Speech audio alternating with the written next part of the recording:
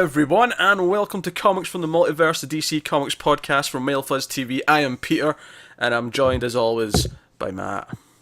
Yeah, this was backwards metal. More on that later. And also here is Connor, who is, well, two notes to make here. One, if you're watching the video, he's in a shirt and tie. He's looking quite dapper for this week's show. Just for his own funeral. Yeah. You know what? He does look. It looks like he's been at a funeral more than he does a wedding, which is where he actually was this morning. It's blue and navy. It's just that it comes off black on the video. Okay, fair enough. Also, because he was at an early wedding, he's also had a full bottle of wine and some beer, so he's maybe a little on the tipsy side. In fact, he just made it back in time to actually be here at the start of the podcast. Me and Matt were getting ready to go without him and then letting him jump in like halfway through, not knowing when he was going to appear, but here he is. And then he stumbled in.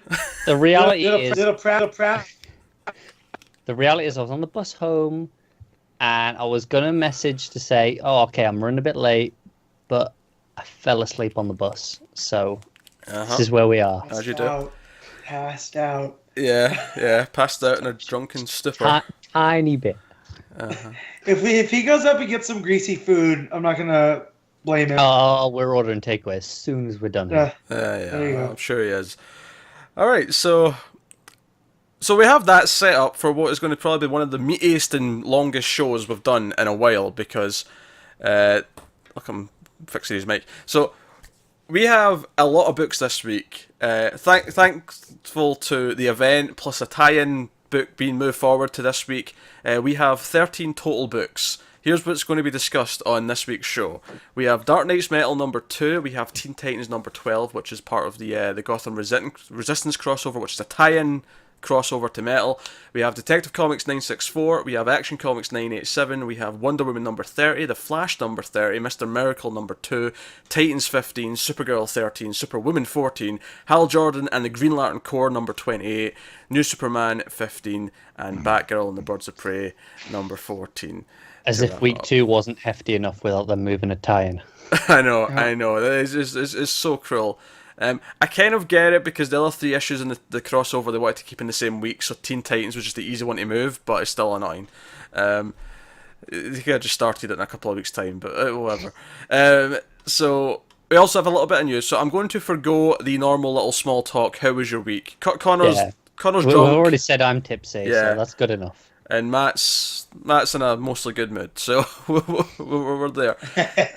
So we haven't started reviews yet. Yeah, very true. So, yeah, a little bit of news to start with. So, we actually did get a couple of meaty things.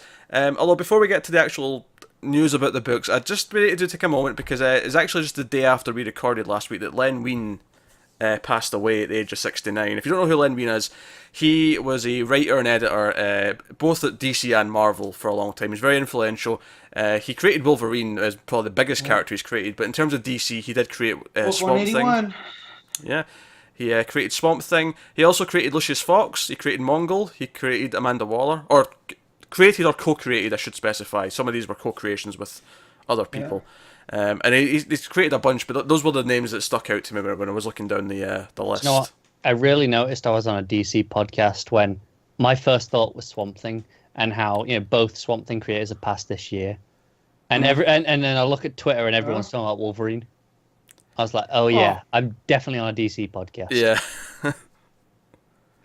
Yeah, no, I mean, I mentioned Wolverine first just because it's like the big name. It's definitely bigger than Swamp Thing, but it was... Yeah. He became the face of a franchise.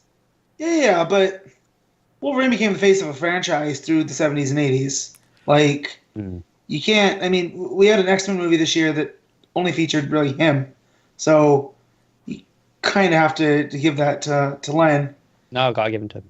No, he created so much. I mean, I think he created Storm as well. Just off I didn't actually look up the Marvel characters, but just from passing knowledge, I think he created Storm. So, that's a lot of notable characters. A lot of smaller ones as well, if you go hunting for them. But cool. I feel like in the same way that I feel like gaming in the last couple of years has had like a couple of big deaths. Like notable in the sense that they formed what we think of the medium. I feel like comics has had a few big ones in the last couple of years, in the sense that they formed a big couple of characters that have been around long enough that they've had a massive legacy. Yeah, no, that's a fair comparison. I think gaming goes one step further in that gaming's so young. I mean, comics is relatively young as well, but gaming is so young that it's literally the pioneers of the entire industry that are going, because it's only like 30 to 40 years old at most at this point. But so no, I just want to say rest in peace, Len Wein. Sad news to hear just after last week's show. But so we'll get into happier things since Connor's drunk. I don't think he wants to be talking about sad things. Unless you want a sad drunk for the rest of the show. No, we don't want sad drunk for the rest of the show. Speak for yourself. So, yeah, we got some news. Basically, as they always do, the solicits are coming next week. So because of that, we get the sort of the standout things that they want us to talk about before the solicits hit the week before. So this is stuff that's coming in December. I'm going to start with what I would consider the smallest thing. Although it's pretty cool. We're getting a crossover. It's mostly in December. The last issue of it will be in January. It's taking place over 3 weeks. It's 4 issues, but the first 2 are both on the same day, and it is called Super Sons of Tomorrow, and it is a Superman, Super Sons, and Teen Titans crossover. Peter Tomasi's writing the whole thing, which makes me think that's why his return to Superman got delayed by a couple of issues, because he was doing all of this. Makes sense. I think the thing that stuck out to me is it said the Batman of tomorrow is the one that comes back in time to, go against John. And then Damien sticks up for him. I was going to tell you the description of the thing here. He's got way ahead. You'd almost think I'd already told you the way he went into that there. The Teen Titans confront the following dilemma. Is the life of an innocent child worth more than the lives of millions? The Teen Titans will fall on the side of apprehending Superboy while Robin chooses to stand beside his best friend. That was the overall description. The solicits for the first 3 issues were all out, but the solicit for the first one, which is Superman number 37, the Batman of tomorrow travels to present day to prevent a cataclysmic disaster before it happens, revealing that Superboy will soon be responsible for the death of millions, but Superman will do anything to protect his son. And the Batman of tomorrow, unwavering in his resolve to take down the Boy of Steel. And you were predicting that the Batman tomorrow will be Damien, and I can see that twist happening. Yeah, because I think one of the solicits mentions that Damien is against the Teen Titans. He sticks up for him, so it just seems really easy. Of course, he sticks up for himself. Right, but it seems really easy that Damien, present day, sticks up for John, but Batman of tomorrow is Damien. Yeah, that makes some sense, and also it nicely ties into one of the nightmares that Superman had in the last couple of weeks about true. John going evil. So, I'm gonna be honest, I kind of don't like that. I don't like when they use he's too powerful. Oh, we have to. I'm so glad that we didn't have to grow up with Superman. Do you know how many stories we'd have had of this? There's some truth there. Nah. What I do like about it though is that when I heard the first bit, I went, it's going to be, they think John's going to ruin the world and they have to it was like, why did the Teen Titans just believe it? Why did they go after him? I do like that at least someone from the future comes back and is like, yeah, he's going to destroy everything. So at least they've got a reason. I'd like if they believed him more because it was Damien. Yeah. Besides, although I'm maybe thinking the description here is maybe being a little bit loose with the wording. They're saying, they go against Superboy, they want to take him in, but do they actually want to defeat him, or they just try to withhold him so that they can figure things out and keep him safe somewhere? Whatever event is supposed to happen to stop that. So, but yeah, I mean, it'll be 3 weeks long, and it's Tomasi that's writing the whole thing. So yeah. I have trust that he will do something fun. Like you say, even if you don't like it, it's going to be over pretty quick, isn't it? Yeah. So it's the last 2 weeks in December and the first week in January, and that's the whole thing. So, cool enough. So we had 2 big creative team changes announced this week. One of them we'd been kind of waiting on, in the sense that we knew Sam Humphries was leaving Green Lanterns because he was offered something that he referred to as a dream project. We'd speculated repeatedly. One of our key speculation ideas was that it was Justice League. In fact, in a weird twist of fate, he's actually taken over Nightwing from issue 35 on, which is especially weird because Tim Seeley is the one taking over Green Lanterns. So they've basically just swapped books. Yeah. Yeah. My one problem with this is, what else is Seeley doing? Why couldn't he keep doing Hellblazer? Because he was only doing the one arc, and it was announced for that, and then it was like, oh, okay, he might be doing something else. I think, does he not have like a non-DC book as well coming up? Oh, he might. I don't pay enough attention. Because he does these horror books and stuff, so maybe he's just got like a creator-owned thing. That's true. Going on at the same time. Just speculation though. So it's Sam Humphries and Bernard Chang will be on Nightwing from issue 35. There's a cover out for it to look at. Do you want the description of the first issue? It's the start of the run. Might as well. Nightwing. It's called The Untouchable Hunters. Nightwing finally feels like he's got his life in Bloodhaven under control, but the one thing he wasn't expecting was for a case from his past in Gotham City to rear its head here. A murderer he never set his eyes on, but whose unmistakable signature has arrived in his new city. How many people will die before he's stopped this time? Or worse than that, what if Dick can't stop him? Sounds like a fun plot. It's ominous. Do you know, I like this actually. I like the because I'm enjoying Seeley on Nightwing, but I'm liking that it'll feel a little bit different, and I'm liking that Seeley will make Green Lanterns feel a little bit different. So, it's maybe a nice time to shake them both up just a little bit.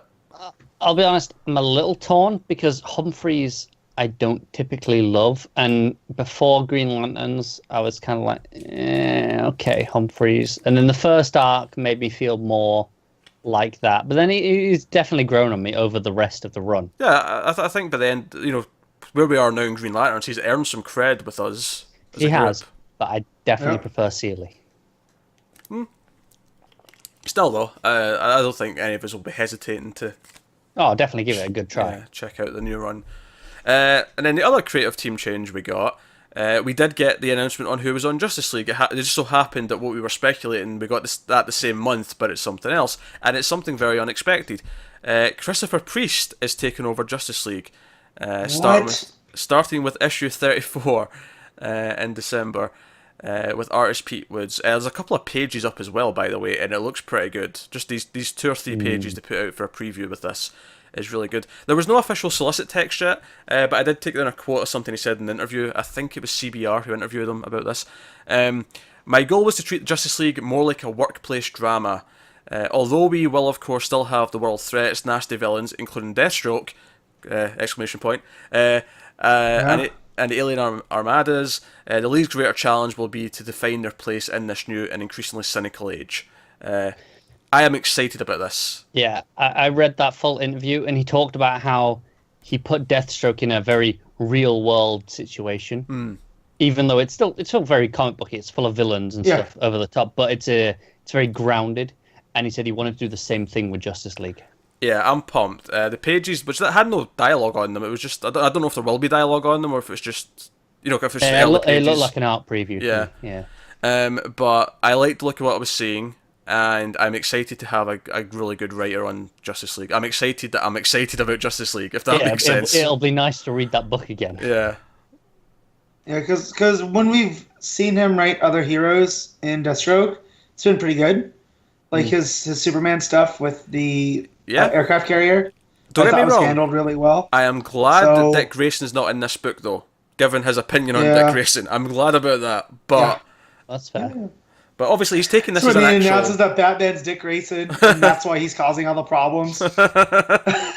That's true. The story is, I think it's called Lost, is the first arc. And it's about how Batman messes up. Like something, like he plans for stuff and it goes wrong. And that's what the first arc is about. It's about dealing with Batman's mistake. That's cool. So I think that's really interesting. And obviously, Matt, as an anti-Batman person, will love that. Yeah, I can see him wetting his chops. He's like, yeah. Batman messes messes what up. Priest has been doing. Like, just... I'm just... My thing with Deathstroke is... Matt Smike's going early this week. It is, isn't it? Yeah.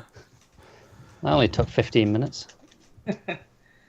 So my thing with Priest, though, is I really didn't like the Lazarus contract, and he was responsible for that. So I don't know how he's going to be writing very separate characters. Honestly, considering Defiance, they're all kind of similar. Matt, that's a fair point about Lazarus' contract, but my sort of optimistic look to that would be he didn't actually want to do a crossover with that. That was meant to just be a Deathstroke storyline, and he was kind of forced into it. Where he's taken this job for Justice League, so I would hope it's because he's actually enthusiastic and wants to do Justice League. Yeah. So. Right. My gut says, how much did he actually script of Lazarus, and how much was his fault? And it's not like anyone involved in that was necessarily bad either. It's maybe just a clash of styles, him not really having his heart in it, and some of the characters. Yeah. That was a pun. Oh, yeah, very good. But needless to say, it's exciting. It's definitely, if nothing else, it will be night and day above the Hitch stuff that we've had over the last year. And I'm excited that it will be Justice League with some weight to it, because, Priest, it typically writes things with a bit of weight. Yeah. It's not light and fluffy.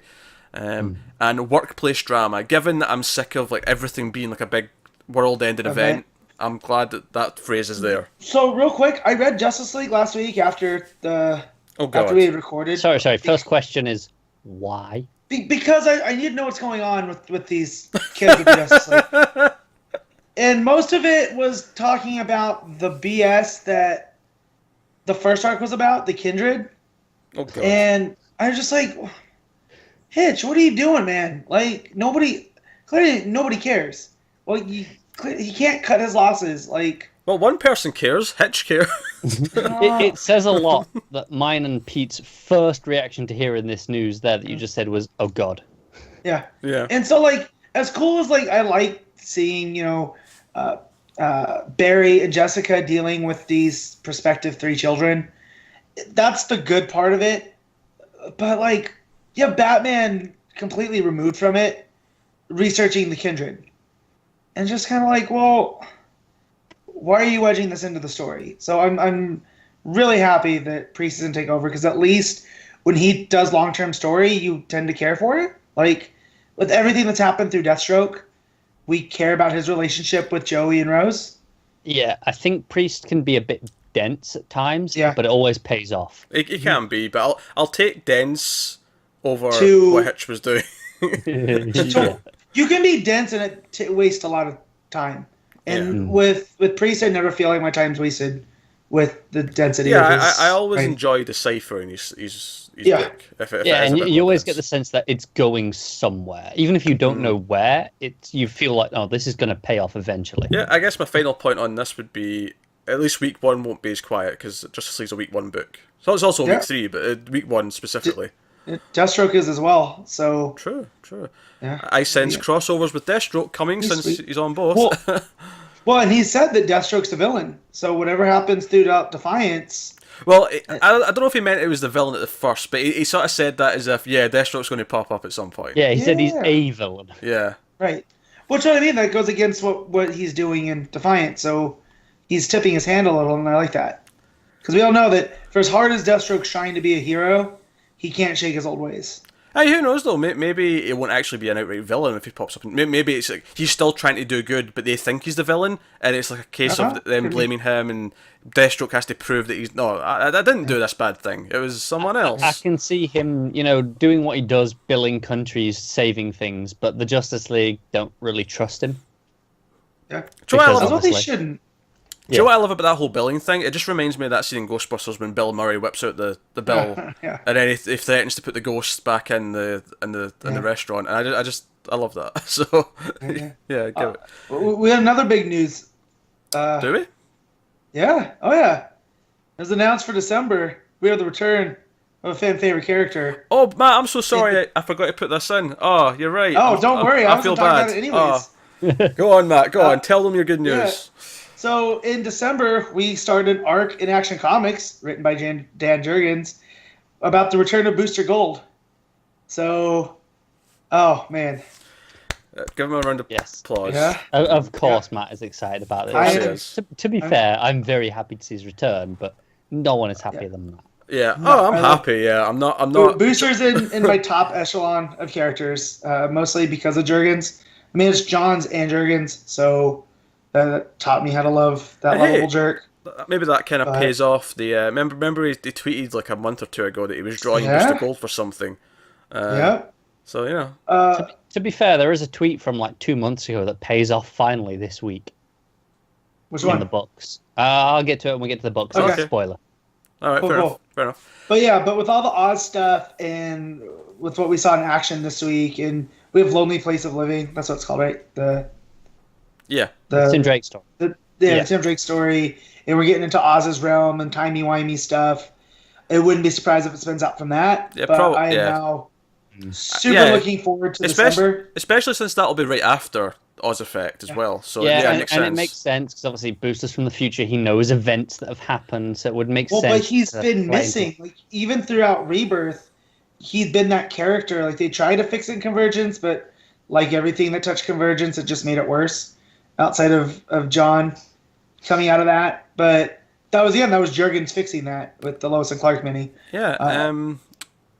But cool. So he's been missing since like 2012, and now if that had to do with Oz, and it's coming off of the hills of Doomsday Clock. He was in the New 52 a little bit, right? He was in. Yeah, but he was in the Jonah Hex book. Yeah, in Convergence they kind of explained that it was two different boosters. It had to deal with like multiverse of boosters. You can tell I didn't read all of Convergence. As well, you shouldn't have. I'm the person that read it, so no one else had to. I read the first issue and like 2 of the minis, and I was like, yeah, I'm done with this. So I tried to sell it back to my shop, and they gave me a whole other set. So don't do that. I mean, I guess for all intents and purposes, then Booster was never in New 52 because it's basically been retconned already. So just ignore it. It's fine. Exactly. So that's why I'm excited to see where it goes. Coming off of Doomsday Clock, and what that means, because we have John's, of course, dealing with that, and then Jurgens, who I think they've been working pretty close, considering the things that happened in Action Comics this week. Oh, of course, yeah. Yeah. And we get Booster back, so now I'm 1 for 2. So I'm going to... Yeah, because Martian Manhunter's still missing, exactly. I knew you were going to do it. And I was like, he's not going to make the same joke twice. Hey, I never made that on air. I had to do that for the audience, alright? So shut up. Alright, so with that said, I think we will spearhead on into books, because we have a lot to get through. Because I want to sum it up before we actually get into the first book. Metal event issue, metal tie-in issue, the first part of Oz Effect with the reveal of Mr. Oz, Mr. Miracle #2. It's a big week, lots of things. Yeah. So without further ado, first book of the week is of course Dark Knight's Metal #2. Scott Snyder writing, Greg Capullo on art. Will the real Batman please stand up? Is basically what I called this issue. Yeah. So I know Matt's not feeling as hot about this one as the last of the I don't get it. There's fish jokes. Yeah, well. Yeah, I was. There's also a whole lot of because Batman, and I'm gonna be fair here. So I was super negative on it throughout the whole week, right? Mm-hmm. I read it. I was like, bad taste in my mouth. Don't like a lot of this. A lot of it's good though. A lot of it bad. Upon the second read through, pieces come together a lot better. And it probably helps that I read this one in physical, because of course I couldn't wait for Metal, so I had to get it digitally first. Mm-hmm.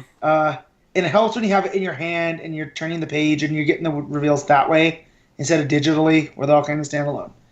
But, oh man, for as high as I was on the last issue, this one kind of counterbalanced it and left me low. For me, there's one thing that was maybe a bit cheesy / on the nose, but I had a lot of fun still. What, Batmanium? Yeah, that's the one. Also, I get the whole metals thing. To be fair, as much as I roll my eyes at Batmanium, right, I will at least say, at least this feels like they named it specifically because of what its purpose was for. Because they created this from scratch. Like the owls, like the Court of Owls, they created this. So you mean you're more okay with this than them co-opting the nth metal? Yes, because this was something not that was just specifically written for this, but the characters in the story specifically created it because they needed to create the 5th metal for Batman, so they named it after him. Like, so at least there's context for it. Okay, but so we know that Barbatos has walked before, right? Yes. Yes, yeah. And Hawkman sent him back with the mace. Okay. So yes. Was the 5th metal that time Hawkmanium? Because that would have had to be, because if they're building the metal around whatever hero or to be fair, Matt, we don't know the exact conditions of how he gets sent back the first time. To be fair, Batman had been in the past, so he'd always been in the past, so that had always happened. Well, so, but no, actually, that leads me to not that time. That leads me to one of my points. Actually, I feel much better about this thing. Oh, it's been targeting Batman since the dawn of time because they've thoroughly set it in the idea that it's only been the dawn of time because Batman went back in time. And it's been because he went back in time that this thing's been trying to chase him since then. He drew his attention. Yeah, post-Final Crisis and the Morrison stuff, which I like that's what Snyder's building on. Him wedging metal into it so much, but those are the parts of his run that I like the least. Like when we get to the Dionysium and then the Prometheum, which... I do respect that that Snyder's whole run feels relevant, like from the metals to the owls to even just the face changing, the. I like that. Yeah, that was fine because at first I had an issue with all the Bat family, but of course they would show up for. Oh no, I thought that was super fun. I was I was way into that. But then I was like, well, how do they look? Because they said that Babs was there and Kate was there, and then you see Dick change his face with but just to set up what's happening there. So the Justice League have been looking for Batman because he's up to stuff and like he seems to be the target for Barbatos and whatever's coming and everything else, and they're looking for him. They think they found him, and Damien's basically driving this giant truck, right? It was the Bat Hog, I believe it was called. Bat Hog, yes. But it was giving me some like Mad Max Fury Road kind of vibes. The way he was like at this big truck, and like Wonder Woman's like, Robin, pull over now, and she's like, I'm already like winning. I'm in a Bat Hog. Yeah. She says there's no winning here. And he's like, yeah, I'm 13 years old and driving a Bat Hog. I'm already winning. Yeah, but so yeah, they have this whole thing where they're chasing the different Batmen, and then we see Dick use the face technology, and it's actually him underneath. And because Cyborg points it out, he's like, I've worked through the program, and I see you, Nightwing, and we see him turn it off, and it's like, okay, that's why they all physically look like Batman because they're all using this tech. But I love the double swerve because you think it's Batman in the truck, and Superman and Wonder Woman get to him. And Superman punches through, and you're like, what the hell, Superman? You can't just punch through Batman like that. That's super. Is he being mind controlled? Is something? What's going on here? And then you turn the page, and it was Clayface. And I'm like, son of a bitch, you got me. Yeah, except that the whole time, Superman's going, no, I know his heartbeat. I know his heartbeat. I know his heartbeat. Yeah, they explained that. I know. And then he punches through, and Batman's made a bat responsometer that mimics his heartbeat. And so... Clayface did such a good job at tricking Superman that he was Batman. The only way for him to figure it out was to punch him through the chest and see if Bruce died. No, Matt, you're not. Heartbeat of Clayface. No, Matt, you're misunderstanding here. He didn't punch him through the chest to find out. He punched him through the chest because he knew it was Clayface. Yeah. See, I still don't like that. That panel of Superman with his fist coming out of the back of Batman. That's the panel that was tweeted by Glapian like 2 months ago. That was the spoiler, and it was like, what the hell is going on in metal? And I hated it then, and I hated it now. Nah, see, Matt, I completely disagree with this complaint because it's clearly, to me, it's clear he does this because he knows it's Clayface, he knows it's not a big deal, and that he figures it out because there's the two heartbeats. It's to me, it's straightforward. I was really cautious about it when I saw just the panel out of context. Yeah. I was like, what the hell is going on here? This might make me hate whatever this event is. But in context, no, I'm fine with it. Yeah, he doesn't punch him to find out. He already knows. That's why he punches him. Yeah. But I thought that was a good reveal. I was like, man, you swerved me again, you sons of bitches. Look at Matt, he's looking for evidence. He wants to fight. I am looking for evidence. Yeah, because he punches him through, and then he comes up, like, it does his eyes narrow, and then he punches him. And then when it does the reveal that it's Clayface, he's like, more damn tricks. Come on, Batman. I still don't like it. I just... Yeah. Nah. Still don't. I don't like the bat responsometer either. Just, it's like, come on. I'll tell you what I do genuinely love is the panel that reveals it's Clayface after the punch through the chest. Wonder Woman looking through? You got Wonder Woman just looking through at Superman. Like, what the hell are you doing? Yeah, because she's not figured it out. He has, yeah. It's fun moments like that. And Swamp Thing shows up. He's pissed that they're all in the green, causing chaos. Deus Ex Swamp Thing. Yeah. Wait, how do I make that work? That's what Swamp Thing usually is, though, isn't it? Yeah.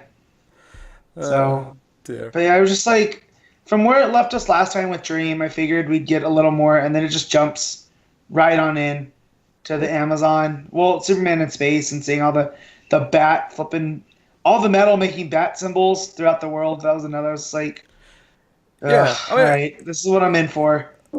I don't really get why you have a problem with any of that, though. Obviously, it does jump ahead in time. Which I don't have a problem with either. I assume whatever he's been told will come up. We'll get more of that down the line. So the thing I did appreciate on the second time through is Batman's just like in Snyder's run as a whole, he's his own worst enemy. It's him trying to get out of these things that creates these things. It's kind of what created the Joker out of the Red Hood gang. Yeah, Batman is kind of a self-fulfilling prophecy.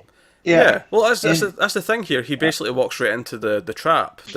Right. He thinks he's going to fix it because basically his plan is he pulls out Baby Darkseid and he's like, I'm going to use the Omega beams to go back in time and fix all this. And by the way, I was getting some. I don't even want to say it because it's spoilers for the show. But there's a show that was on recently, and this was making me think of it. You know what it is, Connor.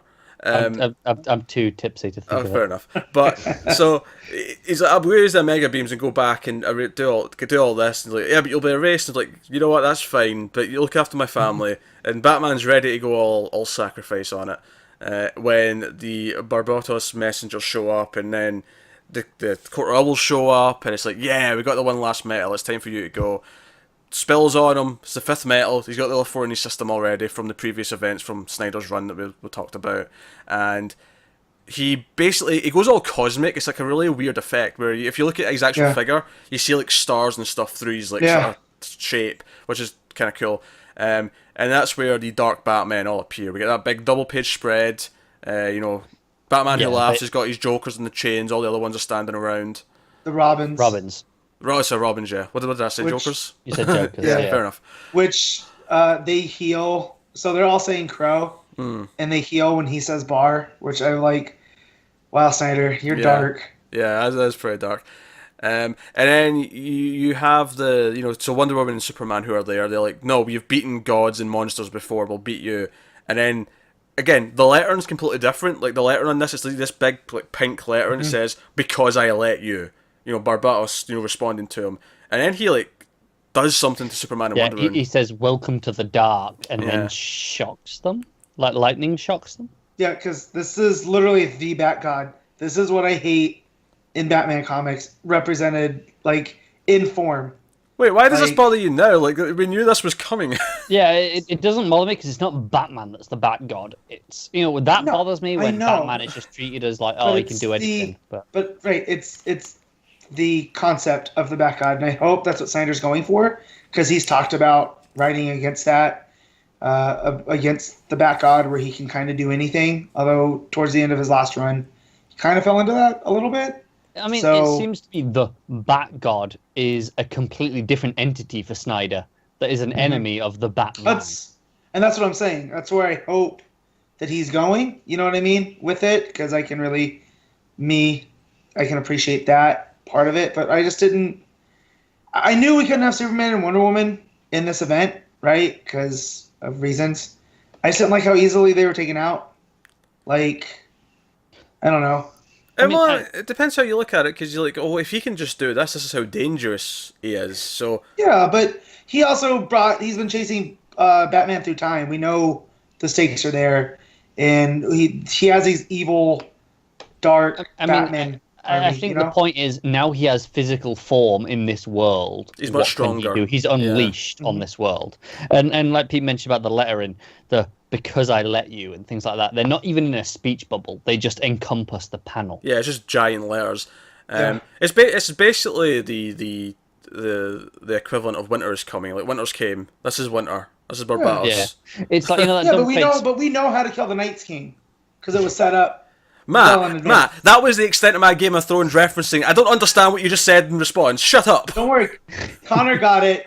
People that watch Game of Thrones will get it. Which is most people, to be fair. Yeah. But it was like, when it gets to the double page spread where all the evil Batman, that was cool. The dark Batmen are there. Oh yeah, I like the ending a lot. Right, the Barbatos text, the look around. all the other Batmen, they're in text bubbles. They're still in the circles, but the look around just is like, no, that's just at the top of the page. That takes precedence. It's just more important. It just takes over whatever it is. Yeah. This also begs the question: if this is the Judas tribe, right, and this is what they were working to, then the other tribes must have similar forces, right? Is that going to be the key? Because we skipped over that meeting that Kendra had.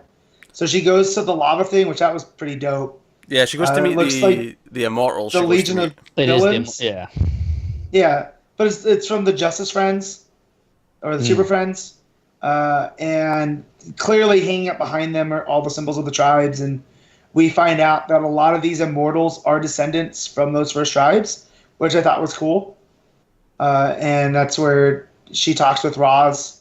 And basically it's like, oh no, he has led himself right into a trap. I thought it was a nice touch that Raz is kind of humbled in their presence. He was like, yeah, look, I know I'm like one of the youngest here, but hear me out. Yeah. Not a common feeling for Raz.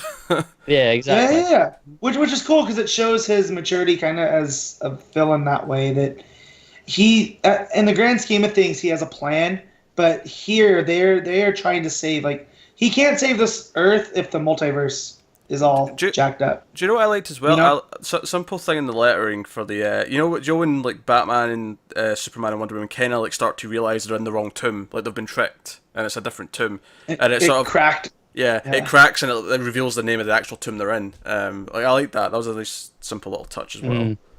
No, I mean I don't know if I think I probably still preferred the first issue a little bit, but I had a lot. To be fair, the first issue had a Justice League Megazord. It did, but I liked the whole, you know, all the Batmans and like the try basically Batman try to throw the team off so he can do what he's going to do. I thought that was pretty fun, and then the ending, which is basically the last whole chunk of the book in this tomb, leading to all the evil Batman and sort of the presence that the evil Batman and Barbatos have. I like all that quite a bit. Yeah, and again, Kendra's meeting there with the other Immortals. I think we've overlooked that bit. There's a lot of information in there. Yeah, like them talking about the astral brain of the Anti-Moner, and they want to fire that at the Rock of Eternity. Yeah, that's how they want to beat this. Yeah, just fire the brain. Yeah. Yeah. And they're all down for it, and Kendra's like, no, remember Carter said we probably shouldn't mix antimatter with dark matter. Like, that's bad news. Yeah, it sounds like you know, Batman might have walked into a trap, but they might accidentally just break the entire multiverse. By the sounds of it, right? Yeah, it's pretty heavy. All this stuff. Which do you think that's where this is going? Like, since Crisis, we've always had so Crisis ended the Infinite Earth and gave us a singular Earth again, and then Infinite Crisis brought the multiverse back. And here we talked about that the multiverse has a dark underside on the back of the map. Do we think that this is going to break the multiverse by the end? Possibly. Because this is, for all intents and purposes, this is the Dark Crisis. Like, oh, it is. And I think it's worth not overlooking Doomsday Clock, because obviously this kind of plays into it a little bit. It mentions the hand that created the multiverse. You know, at the start of the universe, Krona looked back and he saw the hand. And the point of that story is the fact that by Krona going back, he's the one that causes entropy within the universe. Like, that's an old DC Comics. Right, but the implication is that the hand is... Right. Yeah. His curiosity is what causes everything else going forward. So you create that Ouroboros of the snake eating its tail. Yeah. Just like Batman, you know, he's causing his own problems by trying to fix him himself. I don't... and now we know that he's going back to... the dark multiverse, right? Like, because he swapped places. I mean, I feel like ramifications from Metal. I don't think it's going to completely alter like continuity. And anyway, I feel like if anything's going to happen like that, it'll be the end of Doomsday Clock in a year. Like, you know, that'll be when those big ramifications. But clearly, we know we're getting all these Dark Matter books that are coming out. This new line of books, right? So clearly. Like, I don't know if they're going to necessarily wipe out the dark multiverse, or if it's going to like be integrated into the multiverse, or something like that. I could see something like that happening. Yeah, I think it's safe to say this isn't as big as Doomsday Clock, but it definitely has a place within the DCU. Oh, it's definitely big. It's just Doomsday Clock is by its nature just bigger. Yeah. So the fact that it's been written by Jeff Johns, who's the CCO and like the story keeper here, and this is like all from his like how do we fix DC, and it led to Rebirth and whatnot. The fact that he's coming out of a type of retirement to write this 12 issue. I mean, even just ignoring that, just the fact that this is the Doomsday Clock is the promised story of the Rebirth one shot. That's what we've been building up to. Yeah, that's the follow up to that. Yeah. So so I think that is the bigger thing, but this does feel impressively big, and it feels dark. It feels like a dark cosmic threat is showing up. And I have to say, I'm impressed by how fun it feels, despite it. Like, you feel the stakes. It's got like you say, it's big, it's dark, but it still feels like a lot of fun. I agree. So far, it's been fun. Like, you say that, but I say Baby Darkseid, and it's like I get it.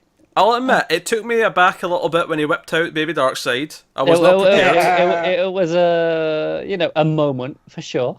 That said, I'm not totally against it. Is all I'm saying. Well, no. Like, it made me remember that Darkseid War was still a thing that happened in this universe. Like, it didn't, because it feels like everything from that got forgotten, but now that we need it, Snyder can pluck from what he needs, and that's fine. You do remember, though, that our next Wonder Woman arc is also pulling from Darkseid War. I have to say, I kind of appreciate, like, the New 52 wasn't good, obviously, but they didn't wipe it. So I think better than just ignoring it is taking things and making them better. So it feels better in retrospect. But had I known that he was going to use the Omega Beams, like, it would have been a little bit of a setup instead of just boom, Baby Darkseid from nowhere. Like, he pulls him out of that bag. He literally pulls him out of a bag. Yeah. No, I'll admit, he does kind of pull him out of almost nowhere. I mean, the setup that he's got this bag on, but other than that, it does kind of feel like... I just would have liked to be reminded of it, that's all. No, that's fair. Like, even a mention of Grail, like, I need to find Grail, and people that didn't read the Darkseid War would be like, oh, is that a kind of weapon? Right, because Grail is only mentioned after the Baby Darkseid, where it's like, Grail's going to be coming for him. Right. Who's Darkseid's daughter, for those that didn't read Darkseid War. But kind of his mother now, because she's raising him. Right. Let's not get into the Darkseid got confusing, didn't he? Let's not get into the semantics of whether or not Darkseid was. No, Darkseid is. No, Darkseid was. He's a baby. Darkseid will be. There you go. Yeah, all right. All right, cool. So the issue I liked more than that is the tie-in. Whoa, I'm not done, Matt. Oh, damn it. I moved things forward, thank you very much. Cheeky son of a bitch. Right? No, I wanted to reiterate just on something Connor said about it using all the stuff from from Snyder's Batman run, right? And like all the metals sort of building up. So, you had the one from the Court of Owls, then you had the one from what was that arc? Endgame. Thank you. Yeah, Dionysium, and then the stupid Prometheum, and then Nth Metal, because why not? And now Batmanium. So the point I was wanting to get at, though, is because I hate that machine with a passion. That you and me bring back Batman machine. I absolutely despise that goddamn thing. I think it's stupid. I think it's just silly. I don't want anything to do with it. But I do kind of at least appreciate using the entire run in some way. Admittedly, this is the last I want to hear of it. Right? It had some metal in it that led to this. Fine, right? I never want to hear about it again. Don't bring it up. Fair. I will say, just on the idea of the run being relevant, I feel like, in the art sense, obviously, you have Capullo, but the colours feel like, when they changed the colours from 0 year onwards, and it got like, suddenly you got all these bright, vibrant purples, and that really feels like it's showcased in this issue. Yeah. Okay. Also, my favorite panel in this is where Batman and Superman are arguing, and Batman's just like, I'm talking about heavy metal! Like, I just want that out of context to use for everything. Like, because it sounds like he's proselytizing about Iron Maiden. He's definitely just been to a gig, and he's like, really high on it. He's like, I'm talking about heavy metal, Superman! So, I like that I pulled him up a minute ago for trying to move on before I was ready, and then he comes up with a completely new point to make after that. Oh, it was just a thing that I remembered. I looked down to my notes and we had skipped over it, and that's Matt for you. Yeah. Although it's weird for Matt to have notes. That's a bit weird. He came. That's how much this upset me. I was so excited for this too, and then I was just like, You don't seem that upset. I know, you really don't. You've got a couple of weird anti-Batman nitpicks, which we've just kind of poo-pooed away, because they deserve to be poo-pooed away. I get it. Like, Batmanium is kind of stupid and ridiculous. Oh, it is. By the time. But I'm like, yeah, whatever, I'll go with it. Like I say, in context, at least it kind of works. But the main parts of the issue, though, all the fun stuff with the Batman at the start, and then the build-up and reveal of the evil Batman in Barbados. Loved all that stuff. So I'm still on board. It didn't do enough continuity like I wanted it to, like the first issue did. So, you know, yeah, we all know there wasn't a reference to something from 20 years ago. Matt's like, the resident continuity wonk. Like, I loved when they went to the Immortals, and like it was the Legion of Supervillains, head that rose up out of the. I did like that they were in the volcano. Yeah. Yeah, like that was real cool. Like I liked that. Like you're talking about the fun. So, more of it's not coming. Bad. I wouldn't call this issue bad. It's not a bad issue. There's things that irked me. Yeah. All right. Well, with that said, I think we can move on to Teen Titans number 12. This one was good. Written by Benjamin Percy, art by Mirka and Andolfo. So this is the first in the 4-part Gotham Resistance storyline. So despite what Connor said last week, there was a little note at the start of this issue telling you to go read Metal issue 2 before you read this. Yep. I accept that it does say that, but the set list / reading order does have this before issue 2. Do you know what? I checked, and you're right, it does. That said, you're still wrong. They messed up. No, I'm not wrong. They're wrong. Yeah. They messed up because you couldn't have read this without having read Metal and know what the hell's going on. I mean, theoretically, you could have, but it makes for a better read. Yeah. How do you know that the Batman who laughs, or is it just the man who laughs? The Batman who laughs.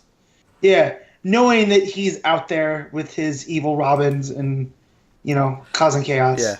Yeah, that's why it's after that issue, because he's around, so you have to have had their entrance before you get to this. Like you kind of get it from context because we knew what was coming. So it's like, okay, if you didn't read Metal for whatever stupid reason, you'd just know. But it'd be weird. You probably should have read it. So basically, this is revolving around the idea of the mountain that has appeared, Challenger Mountain, which has appeared in Gotham City. We start with the Teen Titans going there to like help out and save people and whatnot. That's what heroes do. But very quickly, like there's this maze. But we also get some stuff with the villains at the start. We see the Batman who laughs appear to the Riddler, and basically like, give him some power and like going do your thing, Riddler, go do this. And we see that he's also given some power to Mr. Freeze, Poison Ivy, Bane. And it's basically created like almost like a circular, like there's like outer rim. It's a labyrinth. Yeah, the outer rim is Riddler. He's the first sort of level, and it's almost like Dante's Circles of Hell, like going through. That's what I was going to reference. Yeah. Like, I like that Green Arrow's involved with this because it feels like the Circles of Hell, and obviously Green Arrow's been playing on that for the last year or so. So basically, the Teen Titans stay behind with Goliath to rescue people, because the city's in chaos, so they're running around saving people, doing all that kind of thing. But Damien's like, I need to deal with this, so he walks into the actual labyrinth itself, the maze that's set up by Riddler, his domain, and he starts to try and he gets caught in some traps. He tries to figure things out. Green Arrow, gets him out of a jam. Helps the old rope Arrow. He's such a little jerk to Ollie, and I love it. Yeah, I love how similar him rescuing him is similar to the issue of Green Arrow where he's in Gotham with Batman. With Batman. Yeah. Yep. I also love it takes about maybe a page and a half before he's like, you know what, you remind me of my sister Emmy, because we've been saying that. We've been saying that all year and a half. We've been saying that. Yep. Yeah. She's joining Teen Titans. Yeah, she should. Well, Percy writes both, so why not? Yeah. Like, he's going to. Yeah. And Green Arrow's going to once a month, so soon. I do wonder if that is him going, this is going to happen. I'm going to seed it here. So it seems like it's, because obviously, like you say, he's writing both. So it feels natural when it does happen. Planting the seed. Yeah. That's all it is. Planting the seed. And I've enjoyed his Damien. So his Damien bouncing off his Ollie, they're the perfect foils for each other. Because they're not the same person, but they're very similar. Because they both have this chip on their shoulder because of who their dad is. They're both very brash, aren't they? Yeah, and And so you remind me of someone you guys would get along real well. I mean, that's almost him talking about himself too. Yeah. So they're looking through the maze. They're trying to find the center to like advance and find Riddler or whatever. But they basically keep getting lost, and eventually they get attacked. And who shows up to save them but Harley Quinn and Killer Croc? Why not? Why not? As Harley puts it, Gotham's our home territory. If anyone's going to cause chaos here, it'll be us. Goddammit.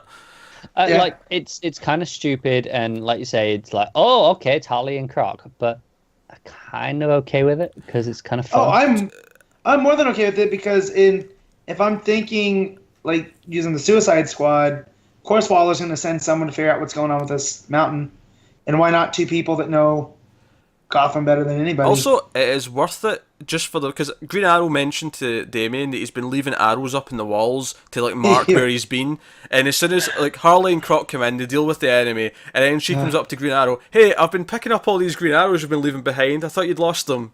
It's just a good moment, and he face palms, which is just really good bit of the art. And Adolfo's good again. It's very expressive. It's very similar to the art that's been in Teen Titans up until now. Yep. I really like Andolfo. I was enjoying him on the first half of the current Wonder Woman arc. Yes.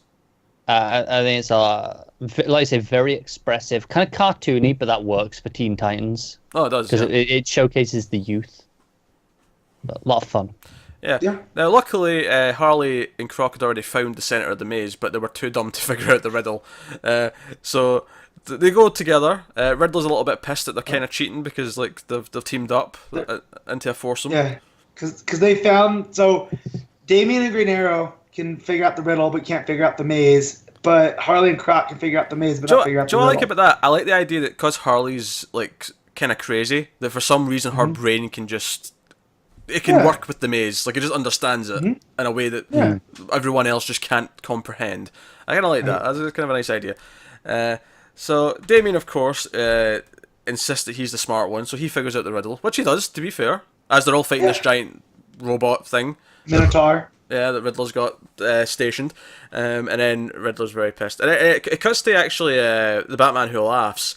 Sort of, he's up in like sort of this mountain looking down. He's got his Robins, and he's like, Edward Nigma, you just had to put in a solution. Like, he just wanted them to, be horrible and kill them or whatever. Yeah, and we get a reveal of the main Robin. Yeah, there's a sort of Damien-esque Robin who's his favourite. I mean, it's kind of terrifying. Oh, it's pretty terrifying. Kind of. It's very terrifying. It's Damien in white paint with like the smile and. Do you know what it is? It's, the R logo on the chest. The red behind it looks like it's a tattoo of like a rose, sort of thing. And it's got this kind of terrifying, like again, very metal sort of tattoo sort of thing that's going on. Yeah, I can see it. So they get through into the next sector, as it were, and I'm kind of loving this. I'm loving this in a kind of almost Running Man-esque sort of movie kind of way, where it's like it's almost like going through like a series of stages.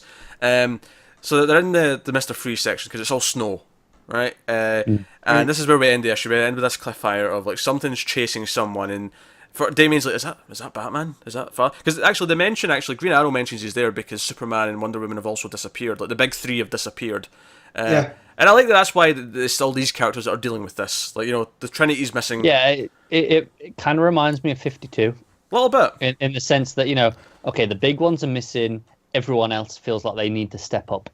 Yeah, and I wonder then if the other the Justice League crossover we're getting in another month or two's time. I wonder if that's like Flash, Green Lanterns, and that, and what they're doing at the same time. Kind of I idea. Can see it. Yeah. So he's like, is that Father? And then it's like, no, it's Nightwing in his metal outfit. Might I add? He's got this metal attire. Yeah, and we've seen some covers coming up from Sejic that are just gorgeous. I think Matt thought they were Ribbit covers at first when he first saw them, and they do have that quality to them, and they're just incredible. Well, that's why Ribbit does a great Thor, because it's very metal, old metal cover, and I think Sejic does has the same vibe. It's I'd never associated them until you said that, and then it's like, oh yeah, I can see the similarities. Ribic and Sejic's quite a good double act sounding name, isn't it? It is, isn't it? Ribic and Sejic. I think they're from the same area of the world too. So Yeah, they both sound like they're from a similar language. Yeah. Yeah. So like, it's probably a cultural. That's why it bleeds over. But yeah, those covers I really thought were Ribic, because Ribic he did a Wonder Woman one not too long ago. Yeah, he did a few variants, hasn't he? Yeah, because I picked that one up for sure because it looked dope. Yeah, so yeah, we end with Nightwing running out, and that's like, come back next week. So yeah, next week we have the Nightwing issue of this crossover, and we have the first of the one shots for the evil Batman. I'll tell you at the end which one it is because I don't remember off the top of my head. But the Red Death. Is the Red Death first. So yeah, so we have some metal stuff every week now for the next little while, thanks to the one shots and the crossover. So that's pretty cool. I thought this was a fun part one. I think it's more of a. I don't think it has the sort of the big cosmic dark threat to it, but Batman Who Laughs is pretty creepy, and I enjoy the fun of the. It's almost like a video game. They've got the stages, and each one's like a completely different world they're in. Yeah, I think Percy gets it. He gets that Circles of Hell, the advancement. Yeah, it's something he's been playing with Green Arrow. He's just transferred it to here for the crossover. It works really well. And there's that sense of fun that's there too. There is. There's fun. Like you said, I think that kind of hopefully should permeate the whole event of metal, where there's big stakes, but it's fun because it's metal. And if you're not gonna make it fun and you make it dark like you do with the dark Batman one shots, if you're gonna make something dark, make those dark, and So, and also the most important thing, we're gonna get Faria drawing the Batman Who Laughs. Yeah, that should be nice. So I will say. I preferred the Metal 2 over Teen Titans 12, but I liked them both quite a bit. I'm just saying that because Matt made it very clear that he preferred Teen Titans. So I'm going to have to think very hard about it come the end of this episode. Well, given we have so many usually that's why you go to Connor, shut up. But Connor, keep talking. Yeah. So given we have 13 total books, the top 5s at the end will actually be quite meaningful, so we'll see how we get through the rest of these. So that'll take us on to some regular books. So starting with Detective Comics 964, James Tynion IV, and Christopher Sebela on writing, and Carmen Nunez Carnero on art. Now, man, I thought this was an emotional gut punch of an issue in a number of ways. Just before we get to the actual issue, I was a little surprised because I thought this whole, the underground stuff was done already. Like, I thought we were like, okay, I thought we read one more issue. We talked about this last week. I know, but for some reason in my mind, I was like, this is done. It just showed our place last week. We just found out about it. I know. I don't know why my mind was so insistent that we're done. So when I opened it and I was like, it's this stuff, I was kind of surprised. So we had two main plots going on here. We had two, and both of them were gut punches. And we'll start with Clayface, because I think the other one leads into the next story a bit more. But Clayface is with he's in his human form, and he's with Mudface at Arkham, and he's there to visit her, and they're reminiscing over old times. They're joking about how they were working with this director on a movie, and he was such a drunk fool. They basically had to fix the script and take all the responsibility on themselves.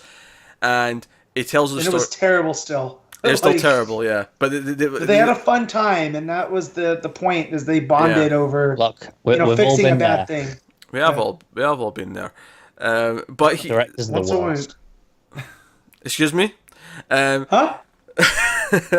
So he's basically there to tell her, look, we might have a cure. I'm working with this doctor. She might be able to figure this out, and I can leave Clayface behind. Everything will be fine.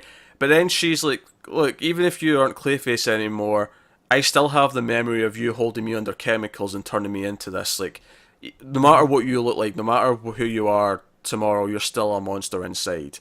And I'm like, oh man, that cut deep. And then it cuts to Clayface on his own. And you're like, no wonder Clayface is a villain. Yeah, he's sitting there, he's moping, and then he's got this little hologram phone on his wrist, and Cass appears, kind of Star Wars style, and is like, and she's like, oh, how did it go? Cheer up, and it's like, man, she says, be brave, believe in you, make life better. Their relationship has become such a good heart to this book. It's my favorite thing. It's kind of like Wolverine and Kitty Pryde in the X-Men, where you had this really gruff guy and then this super bright-eyed, hopeful, and they bleed into each other, and they help each other out.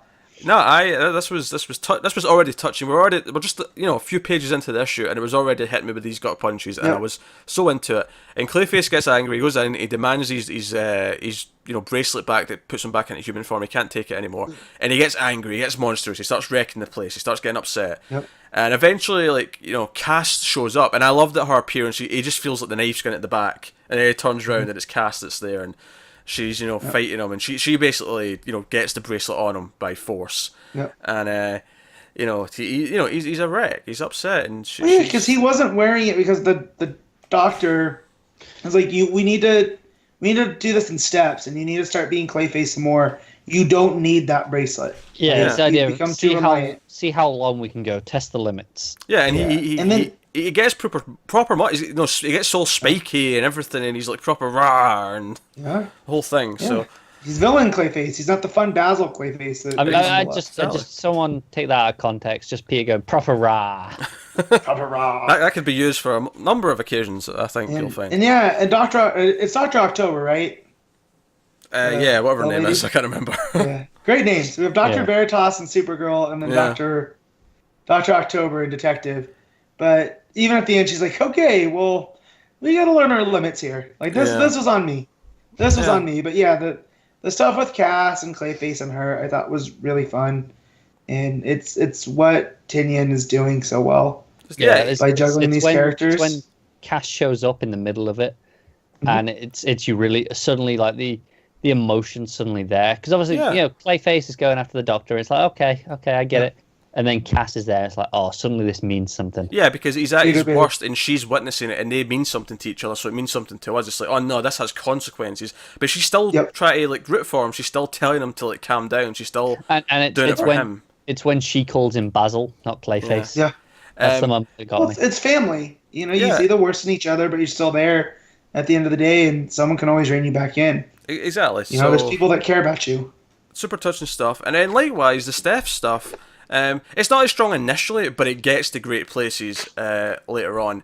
So she's down in this underground city with Anarchy, and he's like, oh, this and that, and blah, blah, blah, blah. Harper's down there. Harper's already down there helping out. That one got me. Well, Leslie Tompkins, too. Yeah, that's true. Yeah, I wasn't expecting those. No, and so they come in, and Harper's like, oh, that thing I've been talking about for the electrical system, we've done it here and it works. Like, I can't wait to do more of this. And it's really a utopia.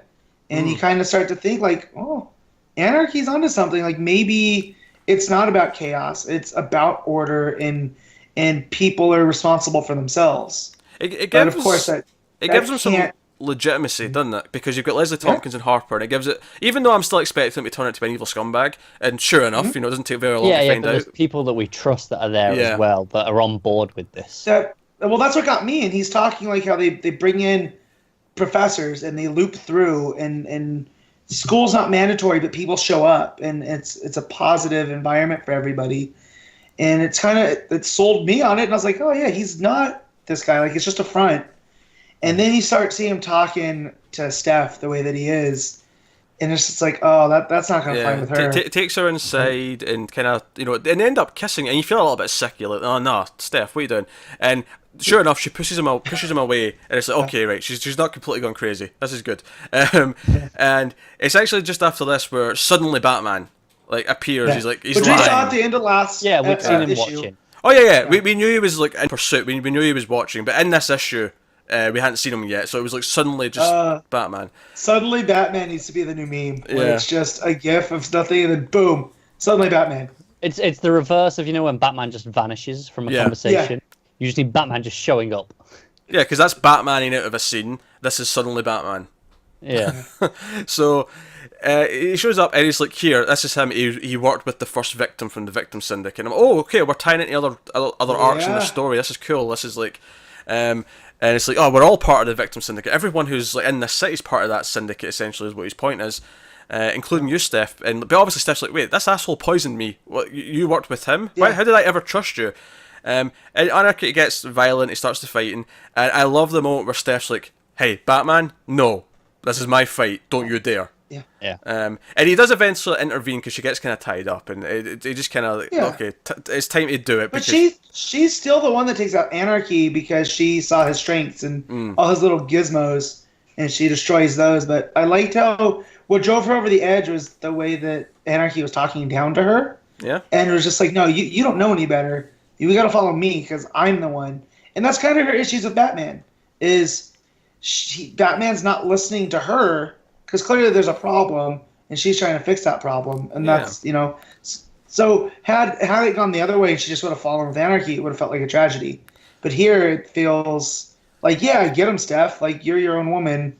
You do things your way. And ultimately, we know she's going to eventually come back round. But in terms of getting to the emotion, though, here at the end, so they get out the tunnel and they get Anarchy. He's captured. Yeah. And Batman's like, I need to talk to you, Steph. It's important.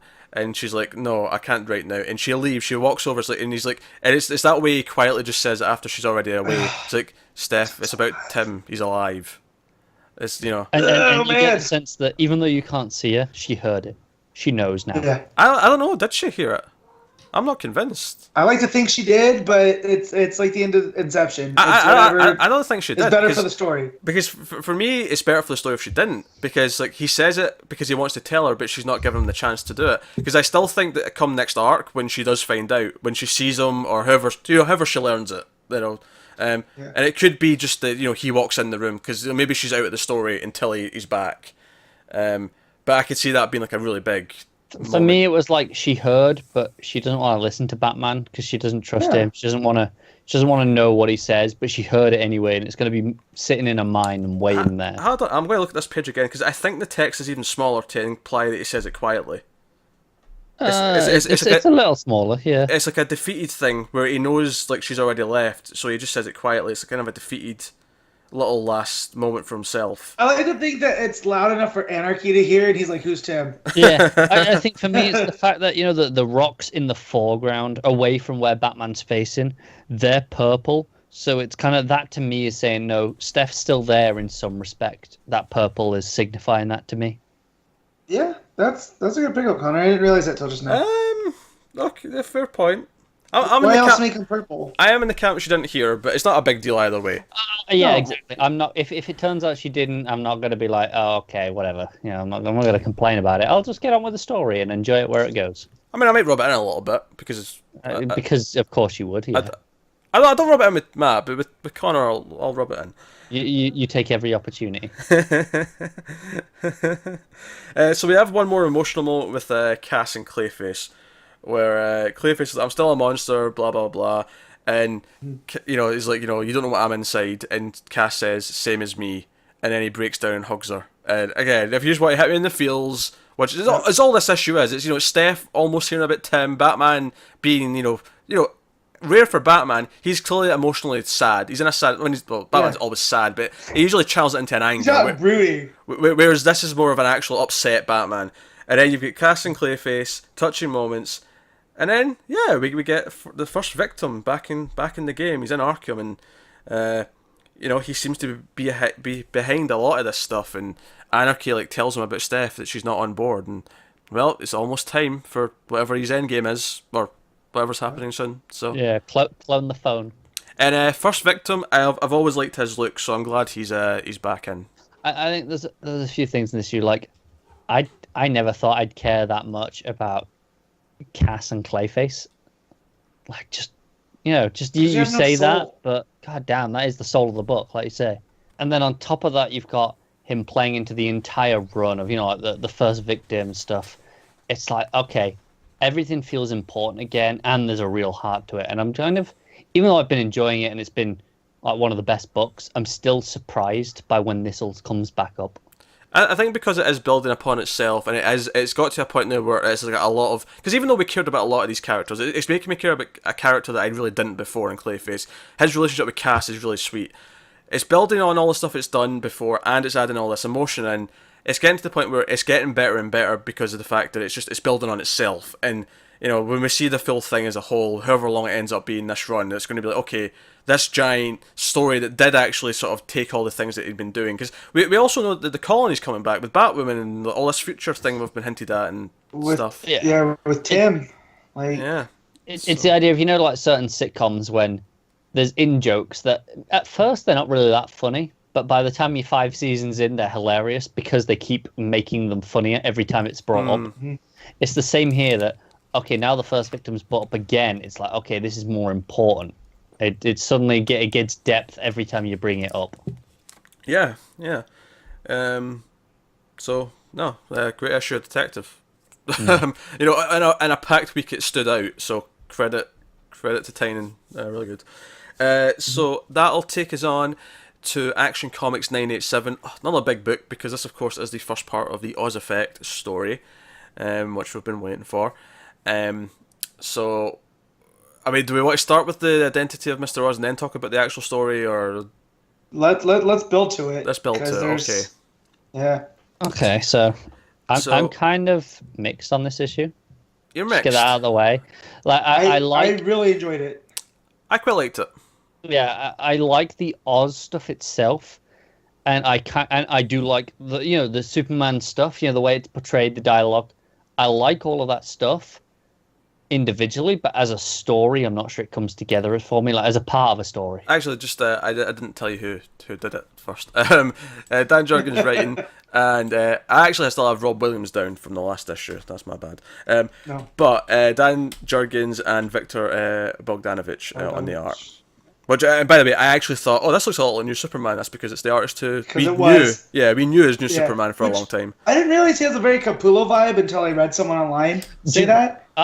See, you say that, but I don't know if it's just the fact that it's Glapion on inks. That's what I was just going to say. Is on my second read through, I realized Glapion's on inks, but I think it's the clean style, the way that he draws Superman. I really love Capullo Superman. I have since Endgame. And that's it. I don't know how much of that is Bogdanovic or if it's Glapion just kind of cleaning it up in the inking. Possibly. Yeah. So the main story here is Mr. Oz is of course behind it. We see him. He's with Metallo. He's like pissed. Metallo's using kryptonite, like using a part of his planet against him. You'll never do that again. Like kind of. The themes of who he is, but basically he's watching all these monitors as he's been doing, and there's all these events that are all building up. We see Superman save this truck full of medication, which he then delivers himself to this small village somewhere who's in need of medication. So that's the part of Superman's writing I really like. The idea that he's still Superman. He takes his time out of the day to deal with this. Was kind of a small issue in the sense that it's just a truck. Yeah, so you've got that. He saves this. Maggie Sawyer's there. She's explaining that if the water gets into the truck, it'll ruin the medication and blah blah blah. Because she's getting on the cop for escalating where he didn't need to. He's like, but he was stealing the truck, and she's like, but in Metropolis we take care of each other. Like it's not, and I like that because she's worked in both Gotham and Metropolis. So basically, there's all these events that, in some way, have been influenced by Oz. We don't really get to see how influenced, but we don't need to. It's just the idea that he's set all these events in motion, and it's a bunch of different things. The village that got the medication, there's some militia who look they're going to go in and ruin it and steal it, and so they can sell it on the black market. There's a hunter about to kill a rhino for its horn. Just for the horn. Yeah. There's some nut job who wants to kill some immigrants in the US because they've taken jobs. There's I'm sure I'm forgetting one, but it was a whole bunch of just really evil things, all these. And it was all humanity-based stuff. This is all stuff that happens in the real world, and that's part of Oz's take is humanity is this pity group of beings that only care about themselves. Humanity is kind of a scourge on the planet, isn't it? Yeah, because that's right from the start of the issue. He sets up the idea that he's going to show Superman that this planet and these people don't deserve him for what he does. So it's building up and it's doing all that, and we see after he takes the medication, Superman goes back to the planet. John's there. He's hanging out at the planet because their new apartment's getting ready or whatever. And there's some stuff with Steve. He's trying to force them to take a jersey with his name on it. To be fair, he offers them free tickets. Which this is something. If DC does ever listen to this, guys, I need a Metropolis Meteors hat. I'll wear it every week. I've always wanted in-universe sports team gear, like Gotham Knights. That might be the only way you could get me to wear a sports jersey. Yeah, well, just not even. I mean, a Metropolis Meteors football team hat or whatever their basketball team and stuff. Where it's I did a lot of research years ago and found out what the teams were. Of course you did. So but I like that Lombard's I could get you a vintage jersey. That's what all the kids like, right? Like, he doesn't even know because he's so self-absorbed, and he's kind of what Oz is talking about, but in the most innocent way. Yeah, it's kind of like it's nice the way he's still being nice, but he's like, yeah, I'll get you tickets, I'll get you a jersey. He's like I say, he's self-absorbed, but he's still giving the kid something. It's all about him. Yeah, and exactly, and I love Lombard when he's written like that. Yeah. He's this big lunkhead that covers sports because that's all he knows. Yeah. So, all this stuff basically happens at once. Oh, there's an oil tanker, and that's the other two things. There's an oil tanker where the captain and the crew are basically just drinking on the job because they don't care. So, we deserve a break, and of course they're going to crash the oil tanker. And then there's some evil businessman running a sweatshop for pennies. So this is all the evil things that are happening all in the one go.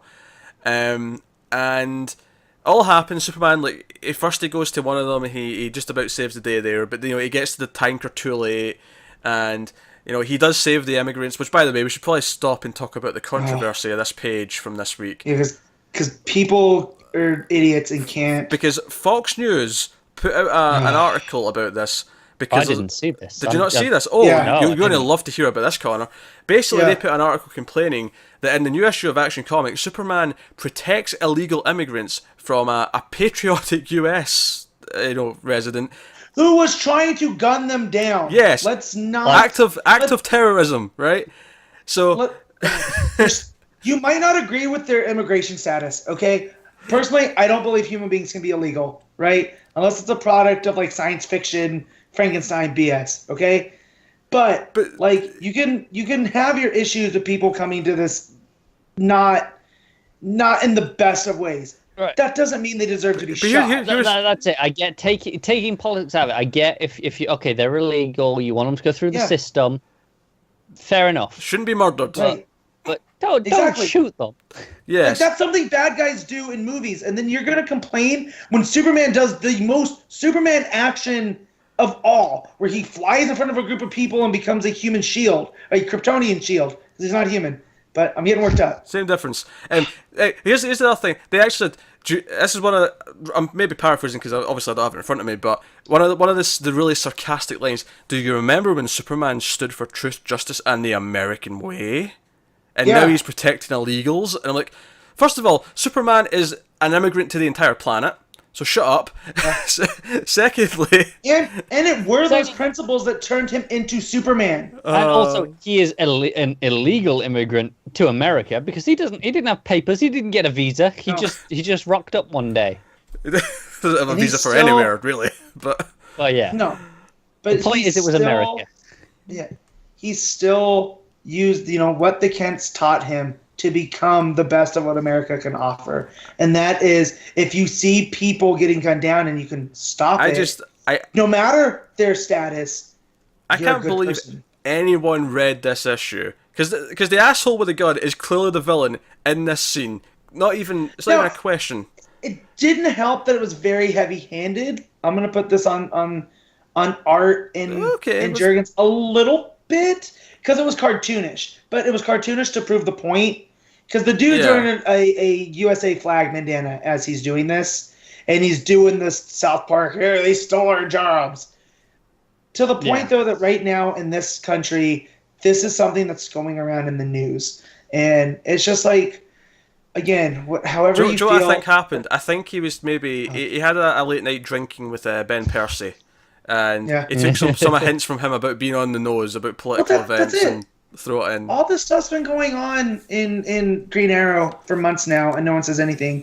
The moment you inject it into Superman, where this is a character created to prop up the lower classes, right? Well, that's it. It's because Superman is the image of America in many ways. And again, I'm going to put this on Frank Miller for making him in Dark Knight Returns, for making him the government stooge. And that's where a lot of people think. That's where a lot of people sign. That's where Superman's already. I don't know. I think Superman's the colors of his suit are the American colors. He is America to all intents and purposes. Yeah, I'm not putting any of this on the whole his portrayal in Dark Knight Returns. I don't think that has anything to do with it. I don't think if that never existed, I think the same idiots at Fox News would make the same article. I just think it's just I don't know. It's just moronic, isn't it? It is. The final point I want to make in this before we move on, I just want to say, to go back to that line, do you remember when he stood for truth, justice, and the American way? I just want to point out that famous image that everyone always brings up from a comic from like the 50s, where Superman's telling kids that to be American is to be inclusive of everyone. You know, he's telling people not to be racist and so on. And it's like, he was always this way. You're deluded if you think he was never the one protecting everyone. And that's it. It's not necessarily an American to be against illegal immigration, because there is a point, you know, like there is a political argument for that. And that's not what this is about. This point in the story isn't about whether they're illegal or not. It's about don't gun down people. Yeah, it's that simple. It's that easy. Yeah. This wasn't Superman intercepting the dude's phone call to the government being like, hey, I think my employer is hiring immigrants that aren't legal here. Maybe you guys should look at it. And Superman goes and crushes his phone. It's like, not on my watch. Yeah, that'd be different. There's an argument to say, this guy should have reported them to the government, should have gone through the systems. Well, that's the thing. We don't actually know if they are illegal. It's just his opinion. He could just be assuming that. Right, and that's a whole other thing. And the fact that they're working in, you know, the company shutting down the plant to hire the immigrants because they'll work for cheaper, which is another political discussion. And that's why he lost his job. But he's blaming the immigrants for taking the job. Yeah, I just want to say, like, if you have a problem with this, if you agree with anything this article says, and you say you're a Superman fan, you're not. You don't understand him. You don't understand the character. It's like people who are racist or homophobic who are really big X-Men fans. I don't get you. Yeah. How? You should probably stop listening to this podcast, really. Like if you really agree that Superman shouldn't have saved them and they should have that guy should have gunned them down. Yeah, because we see in this, that's why this sticks out too, is he couldn't stop a lot of the other stuff. He couldn't stop the oil tanker. He was too late. I did notice the oil tanker was stag oil. Stag oil, yeah. Nice touch. What? I'm not following the stag oil. Salmon stag.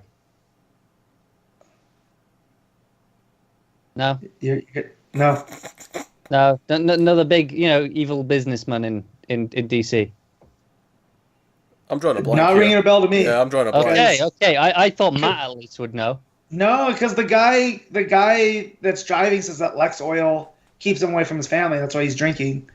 So yeah, but you can see it says stag oil. I know, stag oil. So I just thought it was like a. Oh, go on then, Connor. Who's stag? Oh no! It's like I said, it's just another big, evil businessman, and often in Gotham and stuff. He's a foil for Bruce Wayne a lot of the time. Okay. Oh, fair enough. To be fair, so the name sounds familiar. This stands out. Yeah, this stands out because it's the one Superman could stop. It was the one that he was closest to. And to be fair, it's the one he should have stuck because it's the one. Well, arguably the village as well, but this was presumably closer because it was in the US. Because the village was in whatever country. Exactly. And then the village one leads to a bigger thing because not only do the rebels come in and kill the village because of the medicine he dropped off, but then that government that's fighting the war against the rebels starts firing on the village too. Yeah, because there's a survivor. There's one survivor who's still breathing, and he's like, "Oh, what happened? I'm going to get you to safety." And just as that moment hits, the military fired rockets into the town, and it kills her. I mean, he tries to shield her, but it doesn't work. It's all the flames kill her, and he's like, "You fired on your own people. Why?" It got dark as shit. Quite frankly, everything with this village was dark as hell. And the way that Bogdanovic draws Superman's expressions here, where he looks frustrated. Oh, he's angry. Like, why is frustrated, all this horrified, happening? Angry. Yeah. And he shows them all, and it's really great. And he doesn't even make his eyes red, which is, one of my go-to favorite things. There's that great panel where, just before the last page, when he faces up with Oz in the fire and the smoke, and it does the shot in on his eyes, and he's just, you can see the irritation. Mm-hmm. It's great. No, that's cool.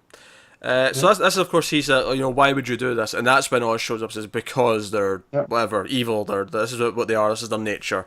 And he transports them to the Fortress of Solitude, where he's like, this is where he kind of drops his hints. He's like, I sent you to the wrong place. And he's like, wait, what? What do you mean by that? You can't possibly mean. And then final big page. I am Jor-El, basically. Right. And you look behind him over his shoulder, and there's the statue of Jor-El. Nice touch. Holding things up. Yeah, nice good touch. So, we kind of saw this coming because DC kind of spoiled it a little with cover reveals. Variant covers, did make this really obvious. Yeah. That said, it didn't make it any less impactful. No, that's true. I think this completely was. I said this a while ago that we had a lot of guesses. This wasn't necessarily one of my favourite guesses, but I said it wouldn't bother me because there's a lot of dramatic possibilities from it. Let's say it's one of those where I don't love it necessarily, but it makes sense. I'm willing to see where the story goes. I'm okay with it. I'm not opposed to it. And I'm honestly not ruling out that this is actually going to have a swerve. Now, here's my take on this, and this is why I read it twice. So when he goes, we saw him deal with Lex last time, right? Yeah. And he kind of disassembles him and kind of reads him the riot act on, you're not a hero, you'll always just be Lex Luthor. And then we saw the heat vision, and I was like, oh, okay, so he's Kryptonian or something equivalent. Yeah. So here, the first time we see him, he's with Metallo, and he's removing the kryptonite. And he fine, yeah. And he says his planet, right? Not our planet. Now, that could be that they're just holding it, right? Because they don't want to give anything away too soon in the issue. I've heard other people say that it's because he don't want to give it away to Metallo, but he's depowering Metallo as it is. So what would it matter, if he tipped his hand there? For me, it was the way that he's there's no reaction to the kryptonite. Yeah, he doesn't even flinch. He doesn't even, yeah. And again, like you say, it could be that he's covering, they're playing it, like, DC are playing it close to the chest. They want to hold the reveal, so they're like, okay, let's just have him, pretend he can just resist. But it feels like a hint. It feels like he's not really, at the very least, he's maybe a Kryptonian from another universe, and because it's not a different universe... Yeah, because there's precedence for this, like in Infinite Crisis, where Earth 1 kryptonite didn't affect Earth 2 Superman. Right? That's why he was so powerful. Nice pull. And yeah. So, and same with Prime, right? And Superboy Prime, nothing. That's why he was so powerful and so unstoppable, is nothing on this planet could stop him until Connor Kent and him duked it out at the Crisis Tower. That's not how I remember. I just remember him killing over and dying at one point. Yeah, okay, of course. Make a joke. So this makes me think that we know that this comes into Doomsday Clock. We know that that's playing with the Watchmen and their whole dark take on the real world, right? Everything's what's the word I'm looking for? Pessimistic, right? Like superheroes would actually ruin the Earth, not make it a better place. It kind of makes me think this might be Jor-El Prime, and that I can see something's got lost because he was sent to our Earth, and that's where Watchmen was supposed to happen.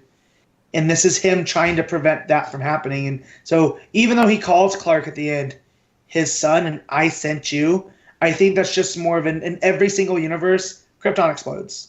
Yeah, right? he has done that, but this isn't actually necessarily his Clark, or at least his exactly. And maybe does he know he's not in his own universe if he isn't?